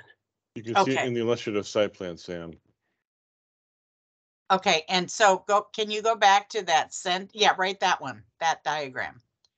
And the route can continue then along Sunset Hills along that 8-foot walkway. Where that ADA path is from the corner of Wheelie. Start at the corner of Wheelie and Sunset. And if you guide me, I'll use the cursor. Sure. So at the intersection, you're moving west or page left along Sunset Hills. Continuing up to the corner of Building B. At that point, you could either continue up to the intersection of Road A and enter the site, and all of that is less than 5%. And coming down the face of Building B would get you to the grand room. There is that point there at the cursor as well that gets you accessibility to the corner park and that elevation, which is about 18 feet higher than the intersection. Correct. But that will also connect you to the elevator. Okay, that's at that point. But that is a ramp. Yeah, but that's not the slope that's ADA approved, is it, to get 18 feet? That's an ADA ramp behind the swing. That's an ADA ramp behind the swing. That's the only portion of this route that has rails and is greater than 5%. Okay, thank you so much. The street, so we're going to utilize Sunset Hills and the slope that is there adjacent to the roadway to get us up in the neighborhood of about 14 or 15 feet plus or minus. Then that small run of ramp on the corner of the building B will get us up the other 3 to 4 feet plus or minus. Thank you so very much. That is exactly what I was wondering. All righty.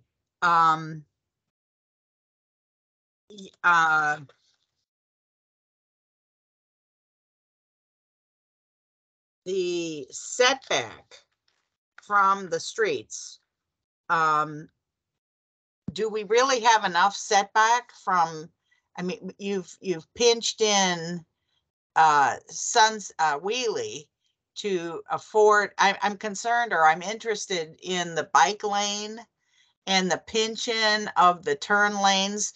We're coming now south on Wheelie and we're going to be turning into Reston Station Boulevard. And the arrangement there looks like you pinch in a lot toward the building and lose the generous grass, sidewalk, and trees that we're seeing down toward the current corner. We do not pinch in any more than 20 feet, as Ryan spoke to earlier. We typically respect the 8-foot building. Is that 20 feet? Yes, it's a minimum of 20. I don't think that we're short of that anywhere else on the site. There are instances in the northeast corner at Wheelie and Sunset Hills where we are greater, and we have a greater setback along Sunset Hills. Super. All righty. And then I just want to make one comment. The stage that you referenced is the gray rectangular structure, correct? That thing. That's correct. Okay. Yes. And what is the dimension of that? It's about 25 feet wide. Left to right, it is in the neighborhood of 40 feet plus or minus to the Okay. north to the south, So 25 by 40. So that approximately. yeah, but I just would like to comment. You've been referencing your park is huge, and for the amount of people you're having here and for public space, this is minimal. We are talking about people living here. And, you know, I have a different view of what's massive than you all. And I'm so grateful that you don't have what you're calling pocket parks laying around, because those things are useless. I do compliment you on the variety of things you're planning to have. And my last question is, any casino in the cards? All right, and with that comment, we will move on. Tammy and other committee members, just a reminder, we can always submit some written additional comments to Jill after we've had a chance to, you know, hear their comments tonight or hear their feedback and further review the plans. And that's always a good idea to be thinking that way as well. Sure. Let me go back to David and Sue, who I think had another question.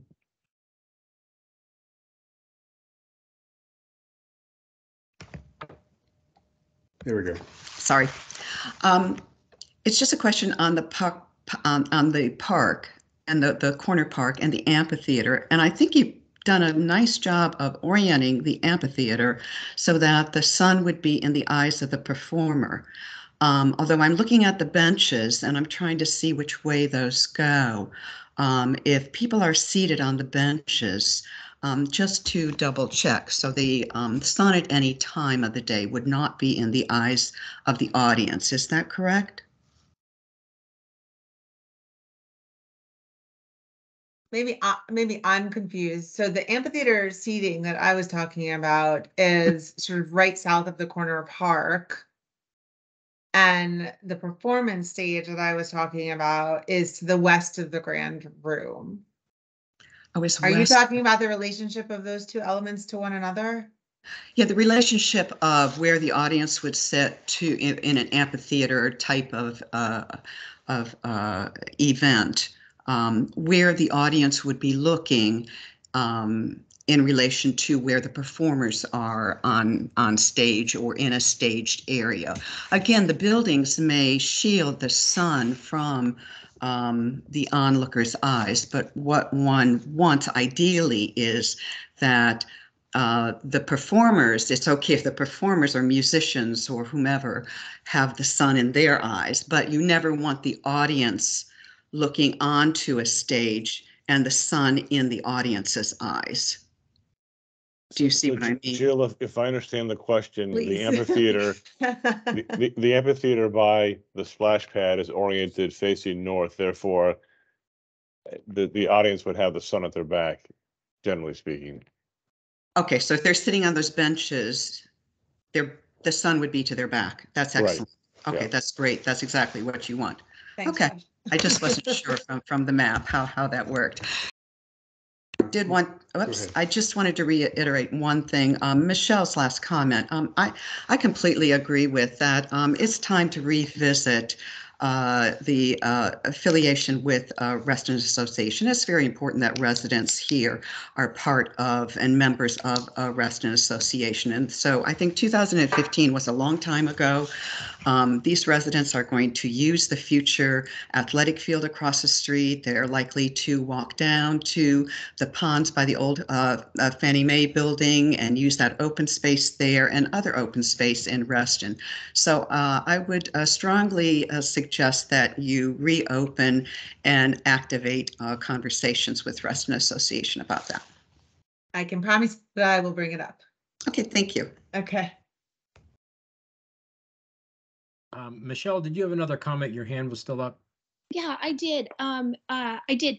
You know, I'm wondering when you come back next time, given just the significant amount of, you know, land now Comstock owns in this area, if we can really be provided a more holistic view. I mean, it's my understanding you also now own Midline and everything on both sides of the toll road of the metro station rather. And so, you know, like right now when I'm looking at it, it looks like the bike lane on Wheelie just kind of ends. Where would cyclists go from there? And is there a bike lane on the, continuing on Wheelie down south? And then also, I think we still have we have a big problem getting people from Midline over here with that crosswalk just on one side. So I think, it's a little it's a little frustrating getting things piecemeal. And so I understand. I mean, to be honest with you, we're not hiding anything from you. These things are just in different stages of sort of acquisition and development, right? So neither Midline nor Maximus are even in the queue with the county yet. They're still very much in the beginning phases of design. So it's not that we're purposely trying to bring you one little piece at a time. They're occurring in phases. And so we will bring those cases to you 100% sort of once they've been developed and, gone through the initial county application submission process. They're just not there yet, honestly. Okay. And then my two requests would be, consideration of the fact that this area is pretty far distance from a grocery store. And so as we're looking at actually making this a walkable area, I think right now it's currently failing unless you want to buy all your groceries from the CVS, which is just absurd. So if you could, I've asked this of Comstock before, but you really do need a grocery store. So and I will tell you that we are working on that. Okay, fabulous. And then, if also as you're looking at improvements to the Reston Station Plaza, right now, at least the last time I rode my bike over there, there's no bike racks on the plaza level. And so I think you have to walk down and take your bike to the bike room. And so there are bike racks on the plaza, Josh. I'm trying to picture them, but I think there are. I mean, there's public art on the peripheries bike rack, but I don't know tunnel? if that's the intention. Yeah, the attempt has been to expand the bike parking facilities at the margins in an area by the parking garage, and there's some limited bike racks in front of the boulevard. There were more when we had the pads, Jill, for OB2 and OB3, but subsequent to that, those have been relocated. Yeah, it's just it makes it a bit more challenging for some. And then same with just the walk up to the plaza from, I don't know, I mean, the valet entrance, whatever it is, it's not, I don't know that it's even intended for pedestrians, but it's not very pedestrian friendly, that walk up or that ramp, if you know what I'm talking about. Yeah. And so, and I'm sorry, but since Tammy brought this up, I think it would be nice to get an answer from the applicant. Is there a casino intended at all on any of these properties? I just built one in Dumfries. It's going to be great. All the horse race betting that you want. In all seriousness, is there one? No, ma'am. Not to my knowledge. Great. Thank you. Hopefully we keep it that way. Thanks, Michelle. David and Sue, do you have a hand up again, or is that an old one?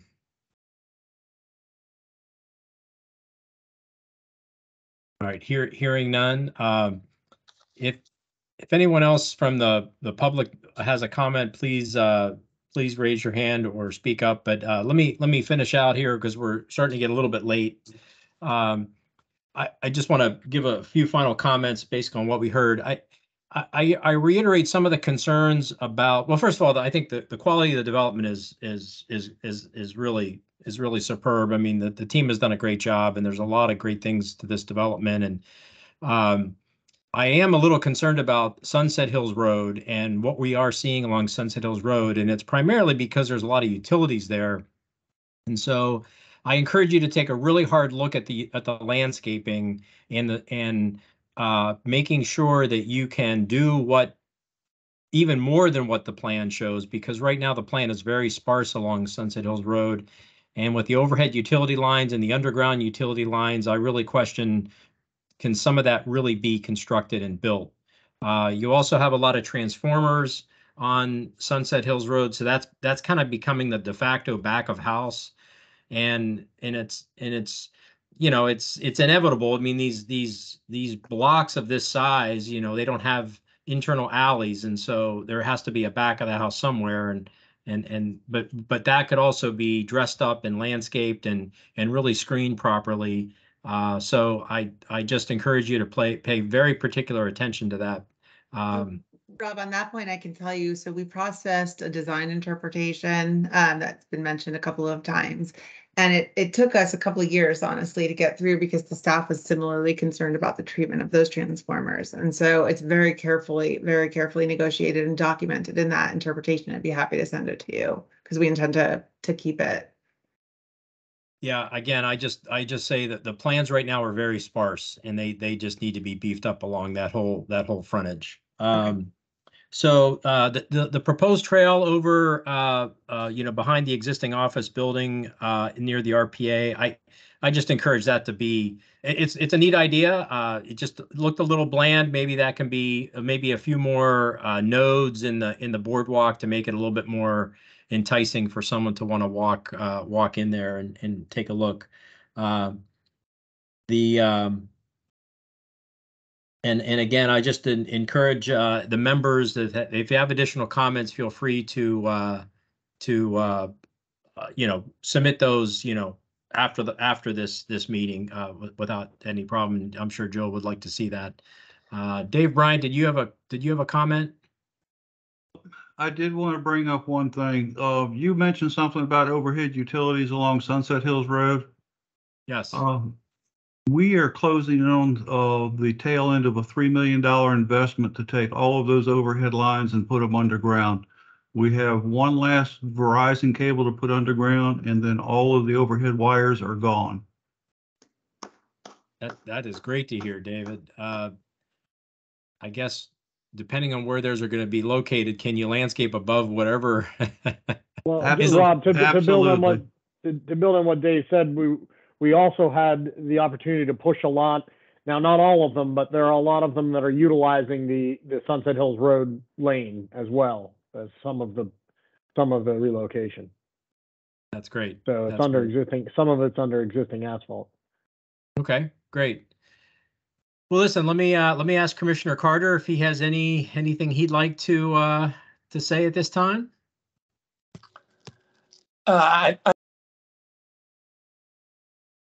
Hey, John, you went back on mute again.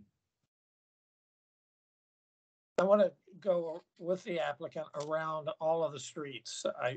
This is a older version. The turning radii are too big. You're not handicap accessible at any of the crosswalks. I just want to go through all the streets, all of them private and public, and including Wheelie. Just with you, I recognize that some of this is we can't do much about it in some cases. I just want a chance to go through all of those. This is this kind of design that it's detailed, particularly at the intersections, is not passing anymore. I know the county DOT favors some of these things, but we're just not going to do that anymore. So if we could schedule a time, maybe we come see you, John. Yeah. Yeah, that we could just go through all of that. Okay. And maybe you did that project for public spaces. You hired them to come, and maybe we can pull out those drawings and overlay that with your scheme here. Particularly as we talked a lot about how do you get across Reston Station Boulevard. True, and we did I hire. think we can approve that. Sure, we did work with Project for Public Spaces, and since that time, we've also retained Dover Coal to help on some of these issues because we know that the county has worked with Dover Coal in the past, and we also brought on land design as well. Yeah. So we have a significantly expanded team looking at just those very things, and we will bring our team to you to chat about your concerns for sure. Let's do that. I think we've got there's bikeways that are on street. I don't know if you're still doing those. There's extra turn lanes, in my view, and those intersections are not passing muster with the Planning Commission. Whether we can change those, we'll just have to work through that and see. Not intending to upset anything that's approved, or particularly things that are already constructed. Thank you. And as somebody mentioned, the notion of getting from north to south across the toll road. So we just want to figure all of those things out. And I think we can quickly, maybe one session, we can look at all of that. Okay. Thank you. Sure. All right, Jill, I think we should end it there. I appreciate your team and your commitment tonight for bringing so many people with you. I think it was very informative, and I think this was a really good start, and I appreciate everybody's comments, and keep us abreast of the process and let us know when you want to return, and wish you luck. I will, Rob. Thank you so much. I do want to I just do want to say to Tammy and Michelle, I misunderstood and thought you were asking for a casino. But if you're concerned about a casino, no, there is not going to be a casino here. Just to clarify, I misunderstood that. But thanks so much to everybody for your time. Of course, we'll take any comments, written or otherwise. Happy to jump on the call and talk through any of these things with any of you at your convenience. And thanks very much to the team, as always. All right, thanks. Committee members stay on the line, and the applicant can have the rest of the night off. Thank you all. Thank you, Thanks, Rob. everybody. Bye.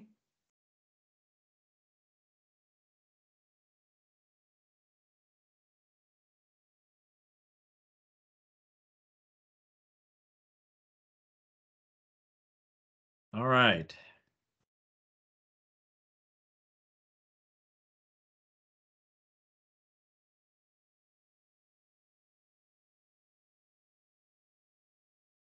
All right, so I just have a few things I thought it'd be good to go over and give everybody an update on the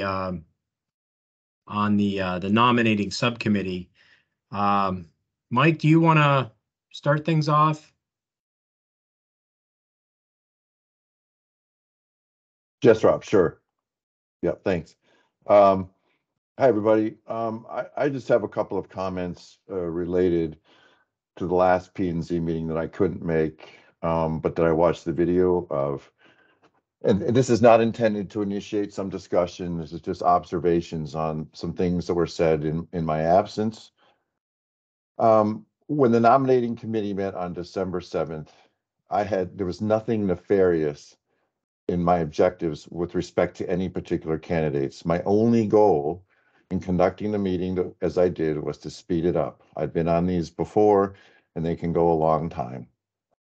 And there is no official protocol on how to conduct these meetings. There's how we've done them in the past, but that's not etched in stone. And I thought, well, maybe there's a way we can do this a little quicker and more efficiently.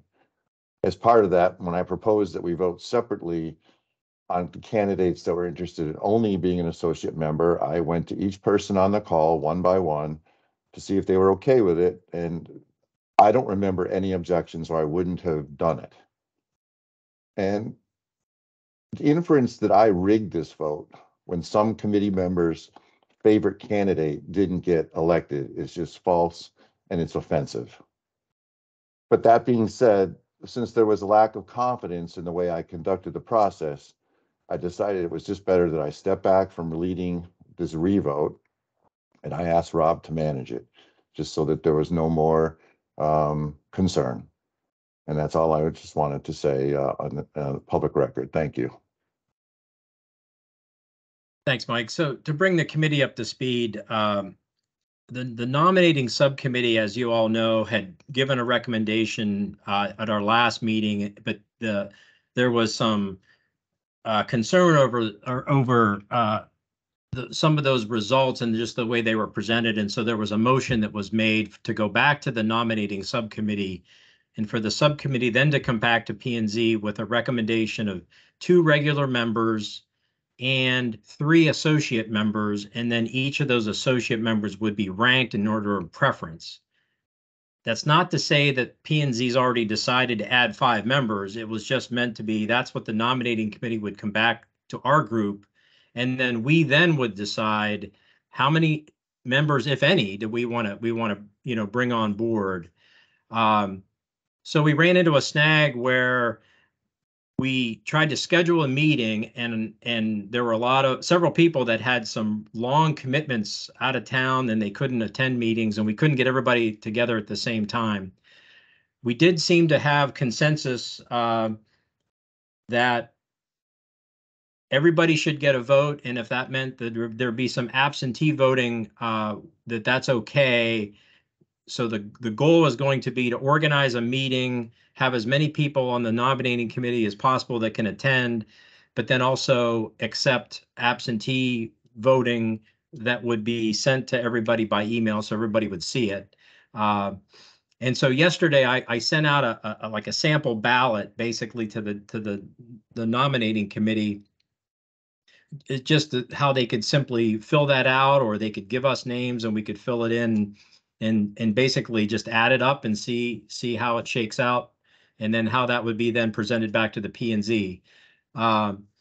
So our goal is to have that meeting soon, probably in the next week or two, when we know the majority of the people will be back. And the idea would be to have that recommendation ready for the P&Z's February committee meeting. So that's the plan.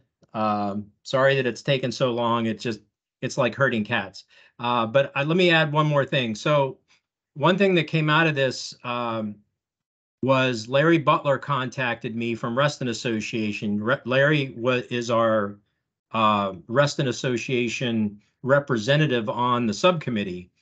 And Larry was now telling me that his vote now has to go through the RA board before he can make his recommendation back to our group. So that also created a snag where a timing delay, and also that also means we're not going to be having votes kind of on the fly, if you would. There's going to have to be a kind of a predetermined, each person's going to have to come in with their votes, and then we'll just add up and tally the votes and see how it shakes out. But so we always have to be mindful. We have other groups beyond P&Z that are a part of this process. So I hope that kind of gives everybody a sense of why there's been a delay, what happened, and where we are. But I'll love to entertain any questions.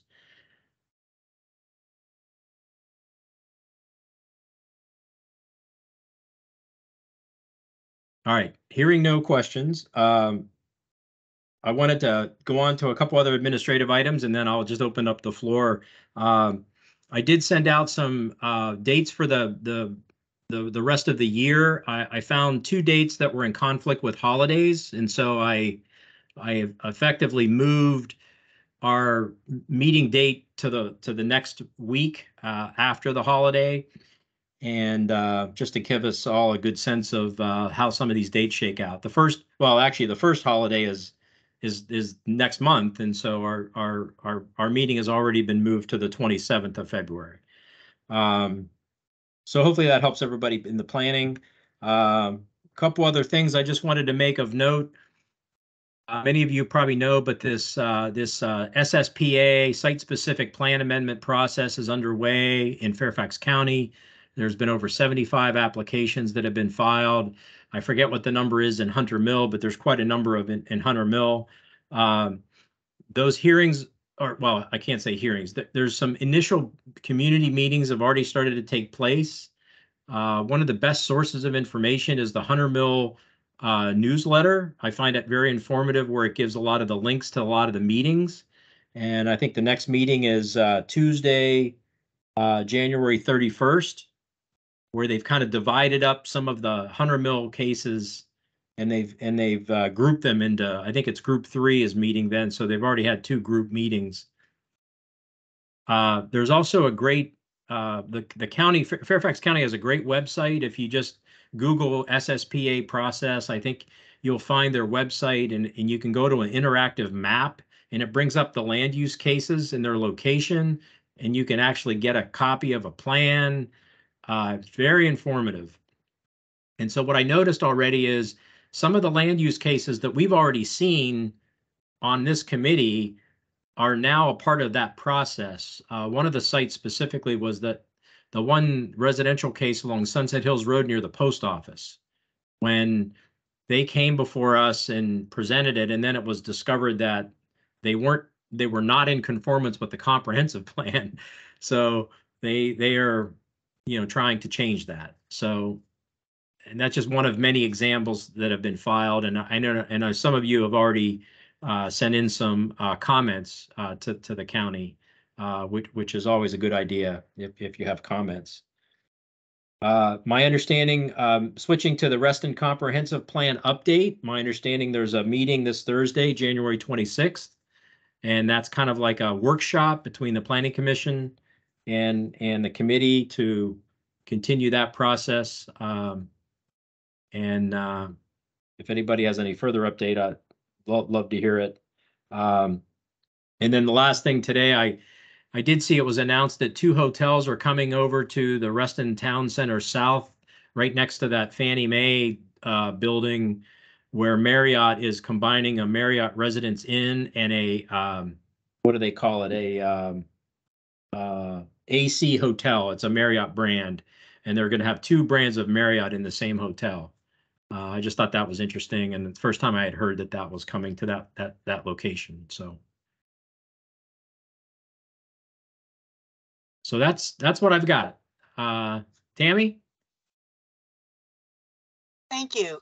Just a FYI on the chapters that are being reviewed for the Reston Comp Plan. Sadly, the people in the task force that are responsible for addressing staff edits are getting the copies to the drafts to edit to see what they did. Land use, which is a huge chapter, got a 22-hour head notice, and they dropped that huge chapter on us. Environment is another big chapter. We got that, and we have a day. The staff has had this stuff for 4 months, and we are getting these chapters dropped on us a day or maybe 2 before we're having our meetings. There aren't even meetings scheduled for a couple of the chapters. It is a crazy deal. And I just want you all to appreciate how stressing that is to try to do the best job we can for you and under this kind of circumstance. We don't have, the opportunity to really parse some of this stuff and get it right, but we're trying the best we can. So thank you for allowing me to say that. Thanks, Tammy. And thanks for all of those who are working on that committee. I know how long that can take. Does anybody have anything else to report? Rob, Katie? the schedule. Would you like the schedule for the comp plan? Sure, John. So this Thursday is the Planning Commission check-in, I'll call it, work session. 4 to 6 weeks from that will be the posting of the final draft by the staff. And then a month from that will be the public hearing at the Planning Commission. And then we'll have work sessions at the Planning Commissions to respond to the public comment. And then it goes to the Board of Supervisors, probably in May. So that's the whole schedules. Okay. You're having too much fun, John. That's for sure. Katie, did you have a comment? I just wanted to say, and I think I sent you an email, Rob. Moving forward, I only want to receive electronic. I don't need all the paper. I just feel like they're probably cutting down a lot of trees, sending all this documentation. So I think I saw a spreadsheet somewhere, but if you can just add me to the list of electronic only moving forward. And Katie, I did. But it happened too late. The applicant already had the old list, so yeah, I have since added you. Okay, thanks. Rob, you can do the same for me as well. I can deal with just electronics. Okay. Beyond that, we were on the electronic only. There you go. Just to follow up, Katie, on that, Dave and I are on the electronic only copy, but what happened is we got the electronic copy and even highlighting it on the biggest screen we have, and trying to bring it and magnify it, it was impossible to read. It was completely blurred, and you couldn't read any of the details. No details on any of the pages. So then we had to request a paper copy, which we were trying to save on trees as well, but it just didn't work this time. So I don't know if that was just this particular development plan and the printout of it, but it didn't work. So it's good to join that, and we'll continue on the electronic list, but just to let you know, you might have to ask for a paper copy. Okay, Yeah. cool, thanks. Yeah, that usually happens when, due to the file size for all of the drawings, it becomes a bit large. And so they pick, medium, large, small version for the PDF. And so it becomes very low resolution. Yeah, it's completely unreadable. Yeah. Okay. We'll be reminded to, or have to remind the applicants to double check that before they send it. Yeah. Right. The ones that come with links where you go to a site and download it, that's just fine because those can be massive. But if they send it through email, then they have to sometimes cut the size down for the email system to be able to send it.